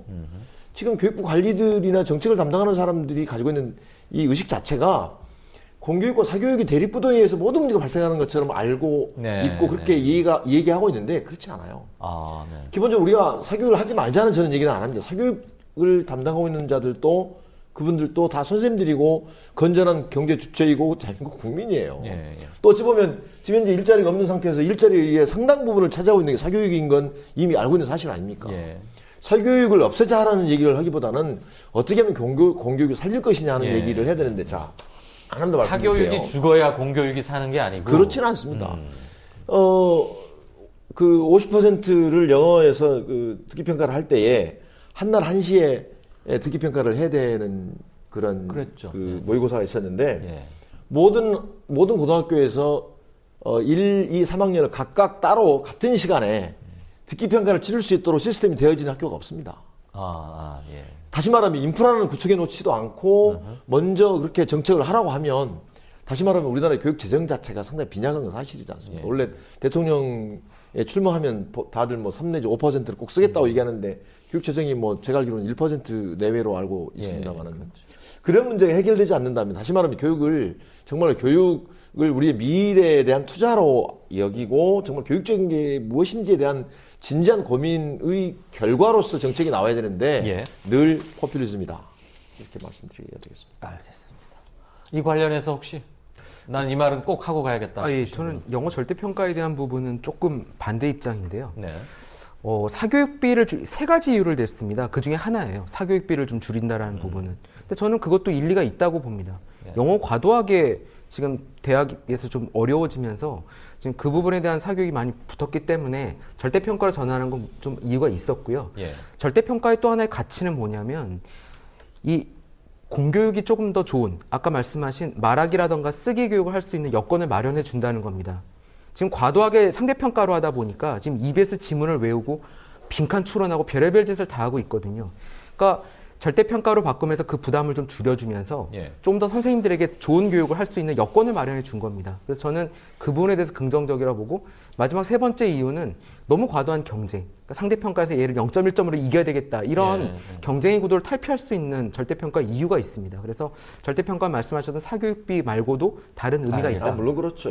자, 배 원장님, 우선 먼저. 이 수학은 학년이 올라갈수록 사교육이 많아지지만 영어는 학년이 올라갈수록 오히려 사교육이 줄어들어요. 이 모든 영어 사교육은 영유아 초등 때 다 집중됩니다. 일찍 시작해버렸기 때문에. 네, 그렇죠. 여기서 이게 다 집중이 지금 돼버리는 사교육이고, 그러니까 우리가 지금 알고 있는 사교육 시장 말고 빠져 있는 게 뭐냐면 조기 유학 간 건 다 비용에 사교육 시장에 다 빠져 있는 비용이거든요. 그렇죠. 이 비용까지 합쳐지면 이게 어마어마한 비용이에요. 그러니까 이 부분을 국가가 어떤 정책적 목표를 갖고 이 정도만 알면 된다라는 가이드라인이 있어야 되는데 그게 없다 보니까 어렸을 때 발음을 잡아야 된다 그러고 막 여기에 너무 투자를 많이 하다 보니까 이상한 형태의 영어 교육이 나타나는 거거든요. 그 뭐 이명박 정부 인수위원장 했던 이경숙 씨, 뭐 RNG 뭐 이래가지고 한바탕 소동을 일으키고 뭐 그랬지 않습니까? 그 반기문 총장의 영어를 이렇게 블라인드 테스트를 해서 틀어주니까 되게 영어 못하고 촌스럽다 그러다가 그분이 실은 반기문 씨입니다 그랬더니 그 강남 학원에 왔던 학부모들이 뻘쭘했다. 그건 이제 유명한 일화인데 지금 영어의 절대평가화 해서 좋은 점 지금 몇 가지 거론들을 다 거의 공통적으로 지적하시는 것 같은데 차라리 우리가 도구 과목이라고들 일컫는 영어, 수학 또는 뭐 과학도 포함시킬까? 아무튼 그런 것들을 그냥 다 한꺼번에 절대평가 해버리는 것은 현 단계에서 불가능합니까? 영어만 할 게 아니고 수학도 해버리면 어때요? 가능하죠. 왜 안 합니까? 못 합니까? 지금 교육부에서는? 여러 가지 이해 당사자들의 이해가 걸려있는 문제입니다. 그것 때문에 학생들이 고통받아도 좋다고 또 뿐만 아니라 그것은 역시 교육 과정의 문제이기도 합니다. 또 이런 복잡한 문제들이 있어서 한꺼번에 충격적인 방법을 쓰는 것은 좋지 않다고 생각을 하고 있는 것 같아요, 보니까. 전 국민이 고통에서 해방될 수 있으면 그런 충격은 많을수록 좋은 거 아닌가요? 그렇습니다. 네, 그렇게 볼 수 있죠. 학생이나 학부형이나 모두 좋아한다면 당연히 그렇게 가야 되는데 근데 왜 이제- 수학을 왜 절대평가로 못 가죠? 지금 왜 어렵냐면요. 네. 절대평가도 분명히 변별력이 있습니다. 근데 문제는 이제 절대평가를 통해서 갖는 변별력이 지금 이제 상대평가에 비해서는 현저하게 낮기 때문입니다. 이렇게 쉽게 표현해드리면 이제 6개 영역이 있다라고 쳤을 때 각각이 9등급 절대평가다라고 하면 쉽게 말씀드려서 9, 6에 54, 54개의 등급이 이제 아이들의 차이가 생길 수 있는 건데요. 네. 이게 솔직히 대다수의 저는 대학에서 정시로 아이들을 뽑을 때는 큰 문제 없다고 봅니다. 근데 이제 어디가 문제냐면 5%에 들어가기 위한 경쟁입니다. 아까 소위 말씀드리는 좋은 대학, 굉장히 그 좋은 대학과 소위 선호하는 학과, 이제 여기의 학생들을 뽑을 때 지금의 그 절대평가로 갑자기 전환됐을 때에는 그것만으로 뽑을 수 없는 아이들, 그러니까 동점인 아이들이 너무 많이 양산된다라는 것 때문에 지금 사실은 그걸 적용하지 못한 겁니다. 그런데 네. 그 5%의 아이들이요. 예. 공부를 열심히 한 아이들이잖아요. 그렇다. 대학을 가기 위해서. 그러니까 예. 어떤 이유가 됐던 본인이 잘하기 위해서 공부를 한 건데 예. 싹 다 절대평가로 가버리면 정말 예. 다 맞은 거랑 세 개 틀린 거랑 같아지면 성취 개인의 동기가- 입장에서는 억울할 수도 있다는 거죠. 성취 동기가 실질적으로 없어요. 봤을 때는. 예. 대학을 그러니까 아이들 입장에서 봤을 땐 억울한 거죠. 나는 이렇게 열심히 공부했는데 이제 이런 생각이 드는 거죠, 사실은. 그러니까 그 부분도 아주 간과할 수는 없다니까. 영어 지금 절대평가로 만드는데도 엄청난 시간이 걸렸는데 수학까지 가기에는 한참 더 시간이 걸릴 것 같아요. 그러니까 이제 그 원장님의 말씀의 전제는 대학을 가는 학생들은 공부를 열심히 하고 잘하는 학생들이 가야 된다고 생각하시는 거잖아요. 네. 근데 저는 그렇지 않다고 생각합니다.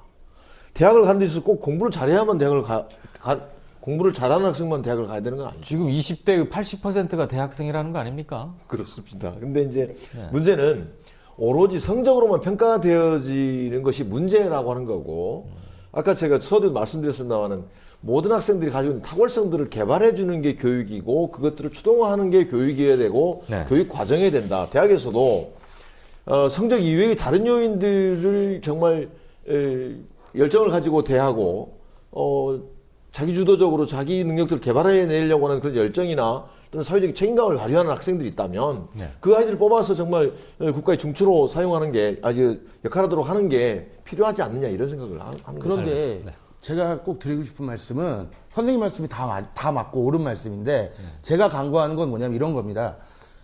지금 그 학생부 종합 전형의 비중이 점점 높아지고 정시의 비중이 낮아지고 있거든요. 네. 이게 재밌는 일이 어떤 현상이 벌어지고 있냐면 그래서 오히려 수능이 공정한 제도가 돼버린 거랑 비슷하게 됐어요.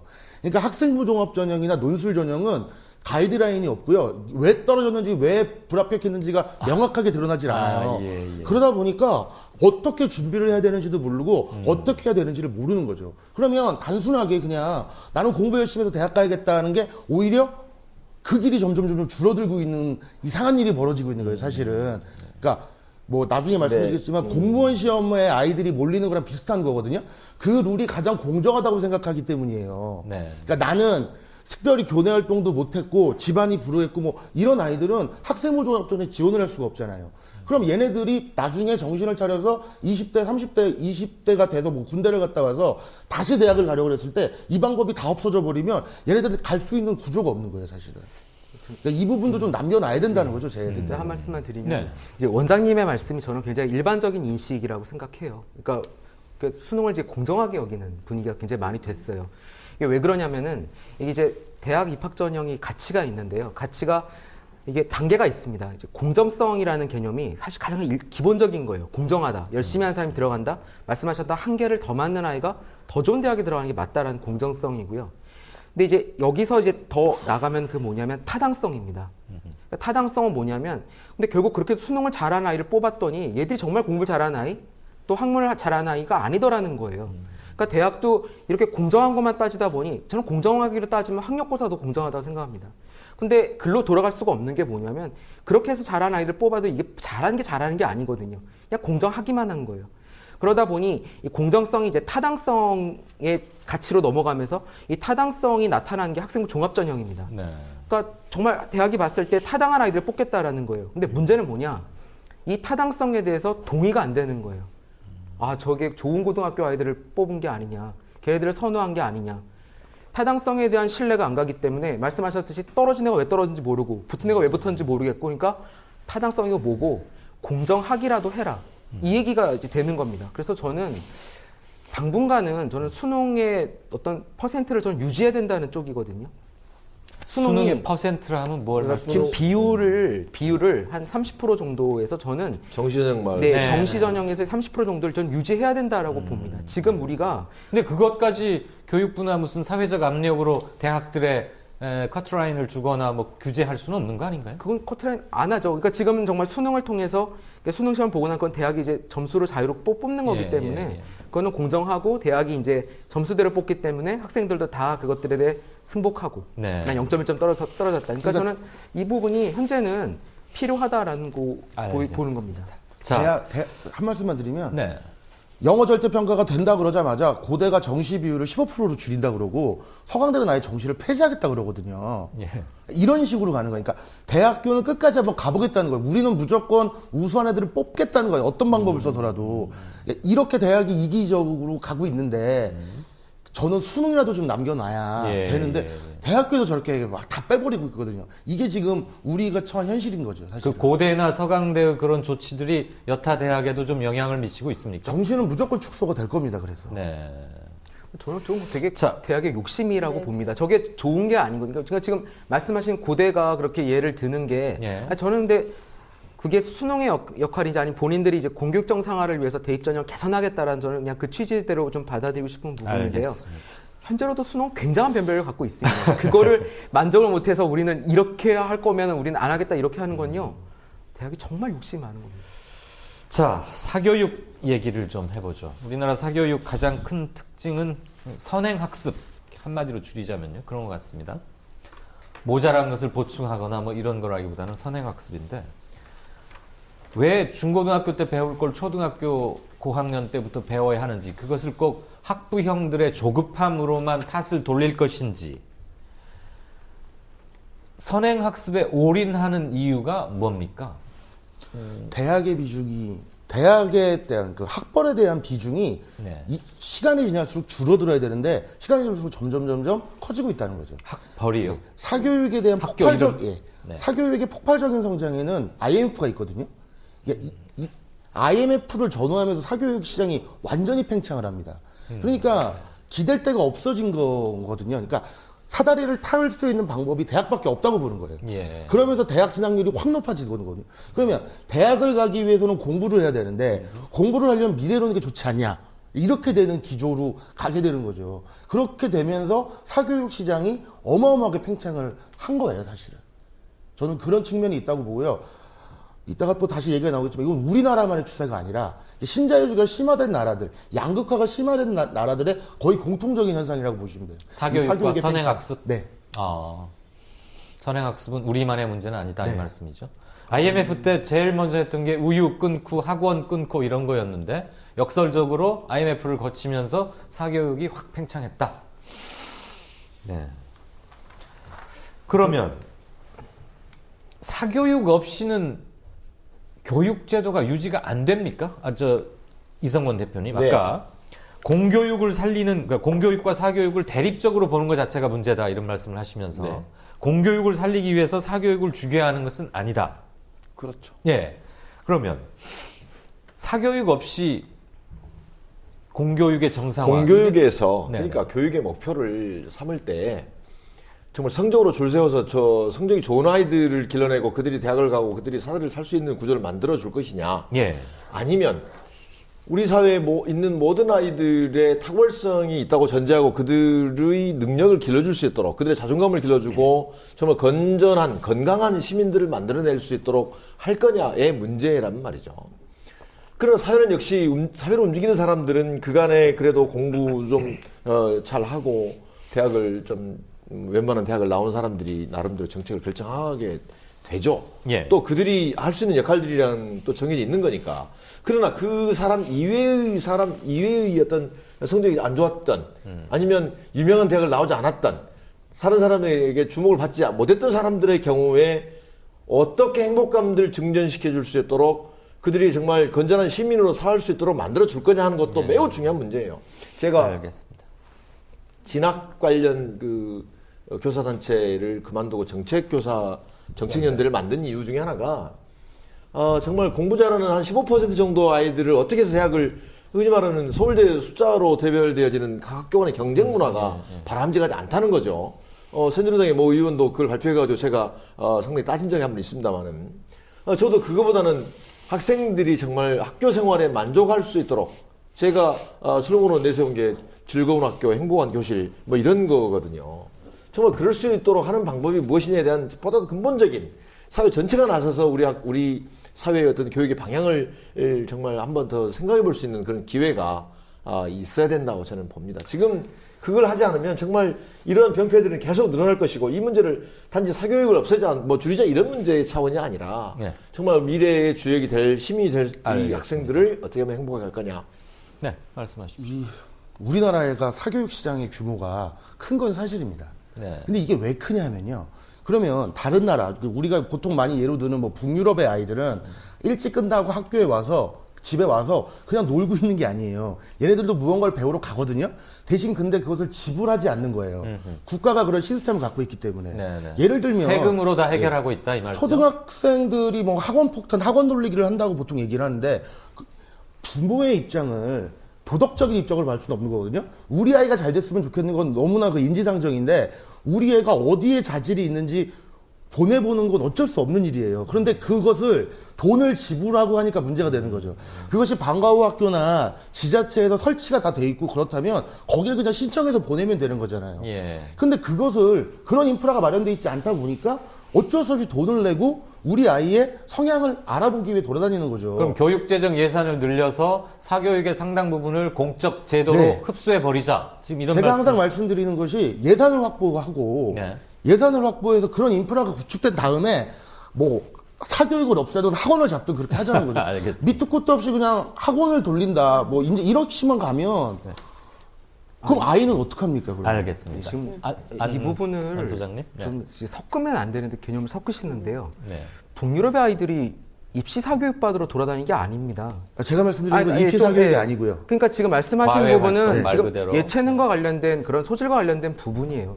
예. 저희도 지금 그건 공교육에서 감당하면 좋습니다. 그러니까 조금 네. 더 아이들에게 예체능 관련 부분들을 풍성하게 해줄 수 있는 것들은 확충할수록 좋습니다. 근데 지금 문제를 삼고 있는 사교육은 지금 입시 사교육 부분이에요. 그것도 선행학습을 말하는 거죠. 궁극적으로는. 저는 선행학습이 세계 추세라고 말하는 건 전 처음 듣는데요. 아 그래요? 선행학습은 절대 세계적인 추세가 아닙니다. 우리만 그렇습니까? 우리의 기현상입니다. 그럼 왜 그렇죠 우리는? 이게 몇 가지 이유가 있는데요.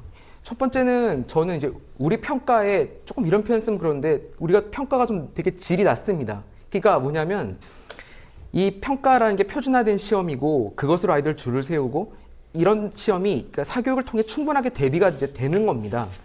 근데 사실 이제 북유럽이나 미국이나 이런 데서 사실 사교육 붙기 어려운 이유는 네. 거의 다 평가가 교사별 평가고요.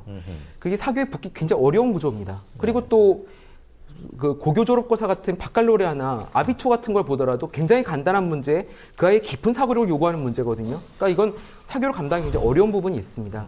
그리고 선행학습이 가장 많이 문제가 되고 있는 수학 같은 경우는요. 아까 말씀드렸듯이 우리나라 수학교육 과정이나 평가가 너무 과도합니다. 일단 그건 수학계 내부에서 대국민 무슨 사과 같은 걸 좀 하고 저는 해야 될것 된다고 같아요. 봅니다. 그러니까 그러다 보니 지금 뭐 모든 과목의 선행학습이 문제되는 게 아니거든요. 예, 수학과 영어거든요. 예. 그래서 이 두 가지가 왜 그런가라고 했을 때 입시의 가장 중요한 변별 도구로 사용되고 있는 겁니다. 그래서 예. 저는 수학에 있어서는 그런 부분들을 희석해줘야 되고 이제 본질적으로는 사실은 그 모든 것이 사실은 경쟁이죠. 예. 그러니까 이런 경쟁주의로 줄을 쭉 세우는 시스템과 평가가 있다 보니 공교육은 누구나 똑같이 다 받는 거거든요. 그건 누구나 똑같이 하는 거고 조금 더 앞서 나가려면 사교육을 의존해야 된다라는 것들이 있는 겁니다. 일테면 자기가 좀 부족한 부분을 사교육기관에 가서 보충받는, 그러니까 좀 이렇게 약간 뒤처지는 아이가 그곳에서 좀 더 자상한 설명과 이런 걸 해서 다른 아이들 수준으로 올라가는 이것까지는 뭐 누가 뭐라고 할 게 없을 것 같은데, 그리고 그런 개인의 어떤 지적 충족 욕구를 어떻게 국가가 법이나 뭘로 규제를 하겠어요? 다만 서울에 뭐 일테면 뭐 15억, 20억 그리고 월수가 1억이 넘는 집의 아이나 저기 어디 농촌에서 굉장히 힘들게 그분을 뭐 비하는 절대 그런 거 아니에요. 그런 읍사무소에 가도 선행학습 학원이 있단 말이죠. 그러니까 왜 전국적으로 모두가 이 사교육에 이렇게 매달려야 하는가? 이거를 없앨 수 있는 방법은 없을까? 선행학습을 규제할 수 있는 방법은 없을까? 무모한 얘기입니까? 한국의 말씀하세요. 네. 그건 대학이 서열화되어 있는 이상 없어질 것 같지는 않고요. 네. 그리고 혹시 초등학교 1학년 수학 교과서를 본 적이 있으실지 모르겠지만 초등학교요? 네, 굉장히 어렵습니다. 초등학교 1학년부터요. 그래서 거기서부터 그러니까 그 사교육이 시작이 됩니다. 이렇게 떨어지는 아이들은 어쩔 수 없이 보충을 받아야 돼요. 그리고 네. 아까 그 문과에서 사실 그 미적분이 들어온 게 그 서울대 경제학과 교수님들의 요구에서 들어온 건 알고 계시죠? 그러니까 서울대 경제학과 아이들을 뽑아놨는데 미적분을 못해서 네. 경제학 수업이 안 되더라 이겁니다. 네. 그래서 사실 우리나라의 미적분 문과가 그러니까 문창과 가는 아이들도 미적분을 배워야 되는 이 현실로 도래가 된 겁니다. 저는 이런 구조가 계속 있는 한은 이게 사교육이 없어지지 않을 거라고 봅니다. 대학 경제학과에서 미분적분을 좀 가르치면 안 됩니까? 그러니까 다른 나라는 다 그렇게 한다고 합니다. 네. 근데 우리나라는 그렇지 않습니다. 이미 고등학교 과정에서 다 배워온 아이들을 뽑고자 하는 게 문제인 것입니다. 초등학교 1학년 수학도 그렇습니까? 굉장히 어렵습니다. 1 더하기 1은 2 이런 거 아닙니까? 그런 거 아닙니다. 죄송합니다. 지금 그래서 다시 이제 너무 교과적 몰랐네요. 문제로 그 돌아갈 수밖에 없는 얘기인데요. 예. 그래서 이제 금방 말씀하신 문창과 갈 아이들, 그다음에 뭐 의과대학 갈 아이들, 그다음에 수학교육과나 수학과를 갈 아이들의 이 배우는 수학 과목은 책이 달라야 된다는 거죠, 기본적으로. 근데 아시겠지만 현재 수학 과목으로 설정되어 있는 과목이 몇 개 안 됩니다. 공통 수학하고 2015 개정 교육과정에 의하면 수학 1, 2, 미적분, 확률 통계 이 정도밖에 안 되거든요. 예. 물론 진로 선택으로 이제 뭐 실용 수학, 기하, 뭐 경제 수학 이런 게 있긴 하지만 적어도 수학 과목들을 세분화시킨다는 얘기는 교육 과정에 혁신을 가져온다는 얘기고, 예. 교육 과정의 혁신의 중요한 뼈대는 뭐냐면 학생들이 정말 필요한 과목들을 선택해서 배울 수 있도록 하는 그런 과정평가로 전환된다는 얘기고, 예. 그 얘기는 수능 시험에 있어서의 변별력을 낮춘다는 얘기고, 아하. 다시 말하면 학생들의 평가를 주로 하고 있는 고등학교에 있어서 선생님들의 평가권을 온전히 인정한다는 얘기거든요. 네. 그래서 이런 문제들이 동시에 이렇게 해결될 수 있도록 하는 그런 논의 구조가 만들어지고, 네. 그런 전략을 짜야 될 그런 중요한 시점이다, 이런 저는 지금 봅니다. 이성권 대표님께서 마침 그 넘어가려는 화제의 앞부분을 끄집어내 주셨습니다. 수능 시험이 지금 뭐 게임의 룰이면서 실질적으로 입시 제도이면서 교육 과정이나 이런 것들을 지배하는, 꼬리가 몸통을 지배하는 그런 형국인데, 현실이 그러함을 일단 인정해야 될 것 같고요. 네. 현실로부터 자유로울 수 있는 사람은 없지 않습니까? 팩트 앞에서는 누구나 다 겸허하고 겸손해야 되니까. 그렇다면 수능을 지금보다 더 쉽게 해가지고 그냥 대학 입학 자격고사 정도로 하자라는 주장이 있고, 아니다, 이렇게 해서는 도무지 변별력이 안 되니까 좀 더 어렵게 변별력을 강화해서 실력 제대로 평가하는 시험으로 만들자, 이 두 가지 주장이 있습니다. 어느 쪽이 좀 강한지는 뭐 다들 공유하고 있겠지만, 그거에 대한 입장 찬반을 좀 말씀해 주십시오. 네. 저는 변별력이 강한 그리고 좋은 주관식 문제로 바꾸면 다 해결된다고 봅니다. 변별력이, 그러니까 지금보다 좀 더 어렵게 하고. 그러니까 쉽고 어려운 걸 떠나서 난이도가 아니라 경쟁이 존재하는 한 변별력은 어디서나 생길 수밖에 없는 거거든요. 네네. 그리고 이게 확 쉬워지면 오히려 더 억울한 아이들이 생길 수 있으니까 주관식으로 전환을 시키면 저는 간단히 해결된다고 봅니다. 주관식으로 전환했을 때 채점의 공정성은 어떻게 그 부분에 대한 기준이 지금 되게 애매하기 때문에 이걸 전환을 못 시키는 건데, 네. 그 부분에 대한 연구가 이루어져서 주관식 스타일로만 문제가 바뀌어도 굉장히 많은 부분이 해결될 거라고 봐야죠. 그러면은 아이들이 공부할 양이 더 많아지고, 그래서 사교육을 더 많이 받아야 하는 거 아닐까요? 그렇게 되면? 그런 문제, 그러니까 그것까지 사교육을 받겠다고 하면 정말 뭐 할 말은 없는 건데, 네. 유일한 대안은 지금 다시 어렵게 갈 수는 없는 거거든요. 아하. 다시 어렵게 갈 수는 없는 건데, 쉽고 어렵고의 문제는 아니라는 거죠. 그러니까 대학을 가려는 욕망이 존재하는 한 쉽고 어렵고는 문제가 되지 않는다는 거죠. 변별력을 예. 확보를 해야겠다. 네. 선생님 말씀은 네. 지금의 어떤 경쟁 체제나 그러니까 정답 맞추기 교육을 100% 인정하는 차원에서 말씀하시는 것 같고요. 지금 현재 대학에서도 창의 인재 전형이라고 네. 그러니까 그 대학 입시 전형이 있어요. 그런 아이들은 그러니까 학교 성적이나 수능 성적 보지 않고 뽑습니다. 그런 네. 아이들이 대학 가서 공부를 오히려 잘한다고 저는 들었어요. 예. 그러니까 그렇게 간 아이들도 분명히 잘하는데 예. 그런 아이들은 단순히 경쟁 교육에 있어서 다른 공부를 한 거거든요. 나름대로 동아리 활동을 열심히 하고 다른 그 활동을 하면서 자기가 대학 갈 수 있는 방법을 찾아서 간 아이들도 충분히 할 수 있다는 걸 저는 인정을 좀 했으면 좋겠습니다. 알겠습니다. 안 소장. 예, 저는 수능 트랙을 좀 인정해야 된다라고 보고요. 수능 시험이 수능 네. 시험으로 대학을 가는 아이들의 비율이 좀 필요하다고 봅니다. 갈수록 줄어들곤 있지만. 예, 그 어느 정도의 비율을 유지할 수 있도록 저는 좀 도움을 줘야 된다라고 생각을 합니다. 예. 지금 저도 이제 학교에 있어 왔지만 학교에서 그 학교의 시험이나 이런 부분들에서 사실 좀 잘 못 쫓아가는, 반대로 학교 교육을 좀 힘들어하는 아이들이 있습니다. 네. 그런 아이들이 학생부로만 사실은 대학에 간다라고 했을 때는 방법이 없습니다. 그렇기 때문에 사실은 미국에서도 고등학교 내신과 관련된 부분이 있지만 또 SAT와 관련된 부분들을 사실은 같이 다양하게 조합해서 하는 거거든요. 저는 그래서 우리나라도 학생부 중심 전형은 중요하지만 저는 수능의 어떤 일정한 비중은 인정을 하고 수능도 나름의 분명히 이쪽으로 가는 학생들의 비율들은 유지해야 된다고 봅니다. 근데 이제 수능을 유지를 할 때 저는 각각을 좀 개선을 해야 되는데요. 수능에서 저는 자격고사가 되는 건 저는 그래서 반대입니다. 자격고사가 된다는 건 거의 그것은 변별력에 대한 부분 상실되는 거거든요. 예, 그래서 저는 절대평가된 정도의 등급과 그리고 그게 1단계고요. 그 다음 더 나갔을 때 사실은 아까 원장님의 저는 되게 동의를 하는데 그 논소수능 평가라고 하는 부분이 상당히 좋은 평가입니다. 네. 그러니까 그게 지금 같은 지식 위주의 어떤 찍기가 아니라 그 아이의 생각, 사고력 그리고 문장을 쓰는 어떤 그런 힘을 볼 수 있는, 논술력을 볼 수 있는 네. 좋은 시험으로 볼 수 있습니다. 그래서 저는 학생부와 수능을 비율을 유지하면서 어느 정도 유지하면서 수능을 개선하는 방향이 맞다고 봅니다. 알겠습니다. 이 대표님은? 노무현 정부 시절에 등급을 어떻게 할 거냐에 대한 논의가 된 적이 있습니다. 현재 그 상대평가 9등급제를 5등급이나 7등급으로 하면 안 되겠느냐고 제안이 있어서 그래서 검토가 이루어진 걸로 알고 있는데 네. 반대가 심해서 그냥 9등급으로 갔거든요. 누구의 반대가 심했죠, 구체적으로? 뭐 제가 구체적인 내용은 잘 모르겠습니다만 그런 논의가 있었다고 하더라고요. 교육계획위원회에서 아마 논의된 거일 겁니다. 그런데 5등급으로 제가 한번 계산을 해봤더니 현재는 9등급 체계에서는 1등급이 4%, 2등급이 그 다음 7% 이렇게 해서 3등급까지 하면 12%에서 23%가 3등급 안에 들어가거든요. 예. 5등급제로 언뜻 계산해보니까 1등급을 10%까지 하고 2등급을 그 뒤에 25%까지 하면 35%. 예. 이 정도가 이제 2등급, 5등급제로 했을 때는 이렇게 예, 되는 거거든요. 근데 이 등급의 급간을 늘려놓고 총 등급의 숫자를 줄여놓으면 예. 역시 10등급 안에 있는 학생들이 1등급으로 다 포함이 되는 거죠.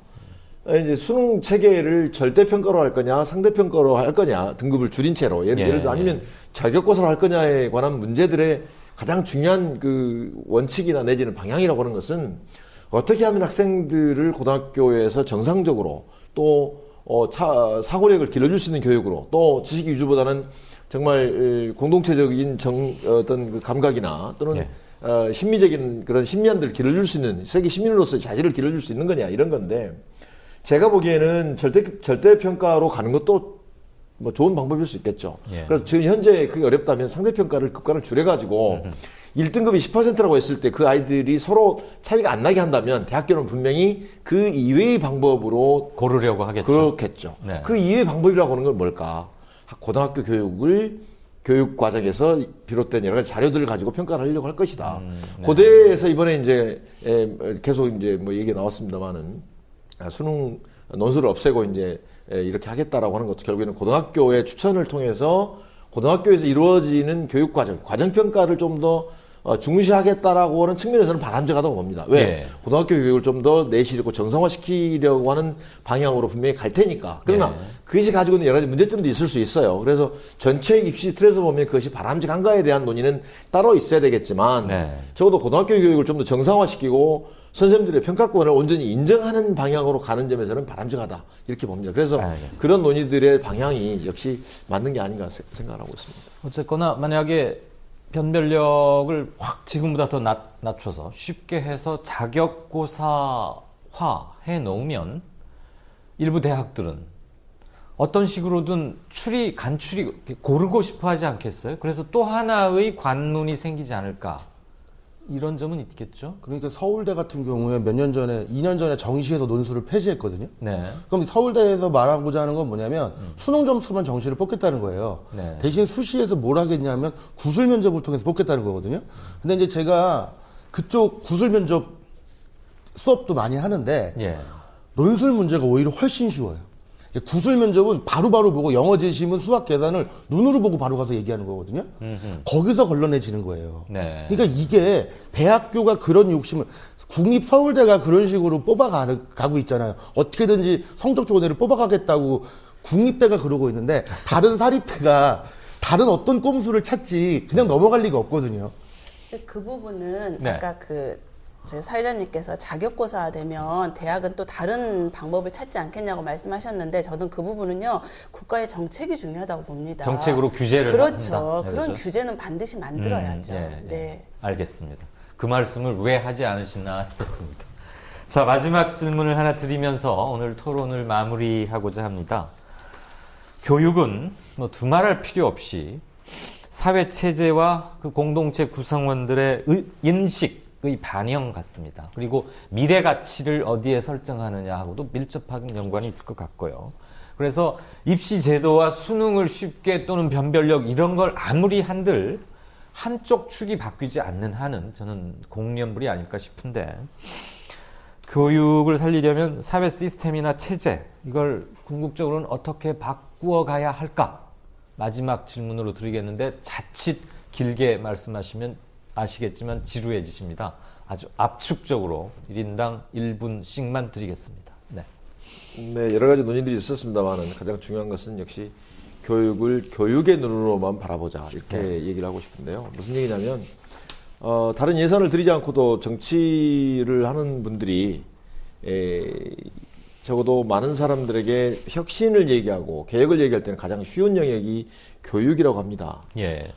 교육에 정치가 개입되면 정치를 위한 교육이 될 것이기 때문에 앞으로는 이런 정책을 논의함에 있어서 입시제도를 논의함에 있어서 저도 교육답게, 교육자답게 또 교육을 위한 어떤 차원에서 논의를 하는 것이 바람직하겠다 이렇게 보여집니다. 알겠습니다. 안부소장. 네, 전 세 가지를 짧게 말씀드리면요. 첫 번째는 사회 시스템이 직업의 차별의식이 없어져야 됩니다. 예. 그래서 사실은 어떤 기술직을 천시한다던가 이런 직업에 대한 차별의식이 없어져야 된다는 게 첫 번째고요. 두 번째는 좋은 일자리 확대입니다.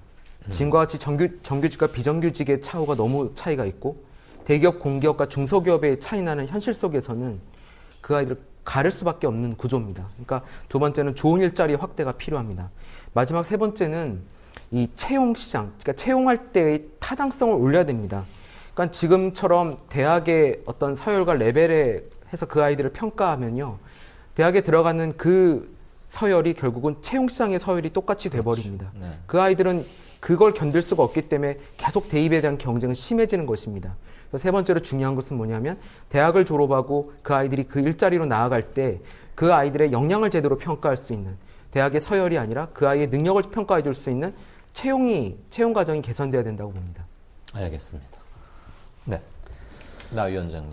저는 그 교육이라는 이름으로 우리 아이들을 어떻게 성장시킬 것인가 이 문제는 저는 사회의 모든 총체적 역량이 좀 결합됐으면 좋겠습니다. 그래서 좀 장기적인 관점에서 이렇게 계속해서 토론 과정이 여러 번 있었으면 좋겠고요. 그래서 그러니까 단순하게 단기간에 걸쳐서 뭔가를 이루어내려는 그런 노력보다는 장기적인 관점에서 사회적 교육위원회 뭐 이런 것들을 새로 꾸려봤으면 어떻겠나 싶습니다. 알겠습니다.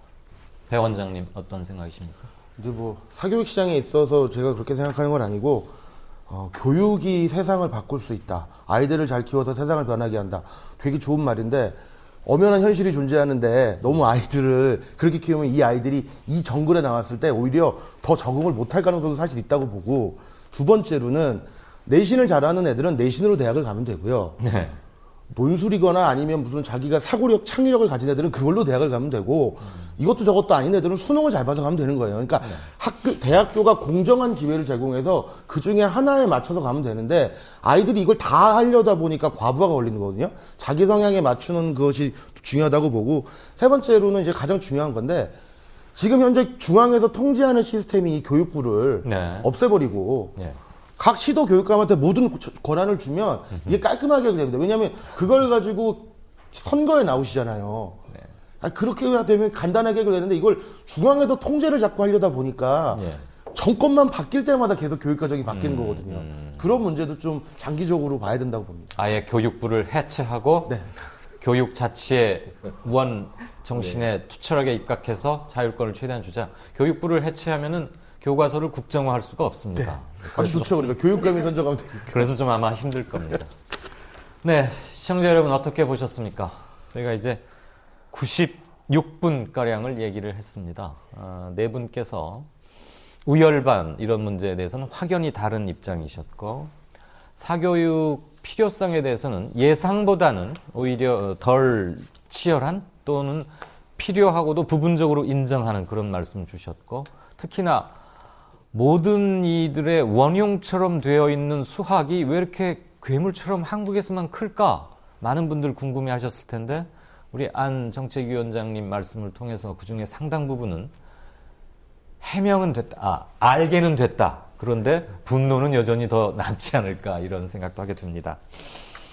아이들이 10대 중후반 그 찬란한 꽃송이 같은 나이에 뭐 어느 과목의 점수 또는 뭐 이해력 이런 것들 때문에 자기 인생의 일부분을 중도 포기해야 한다는 것은 물론 두말할 필요 없이 비극이겠고 우리 기성세대에 의한 간접적인 부작위에 의한 폭력 아닌가 그런 생각까지 하게 됩니다.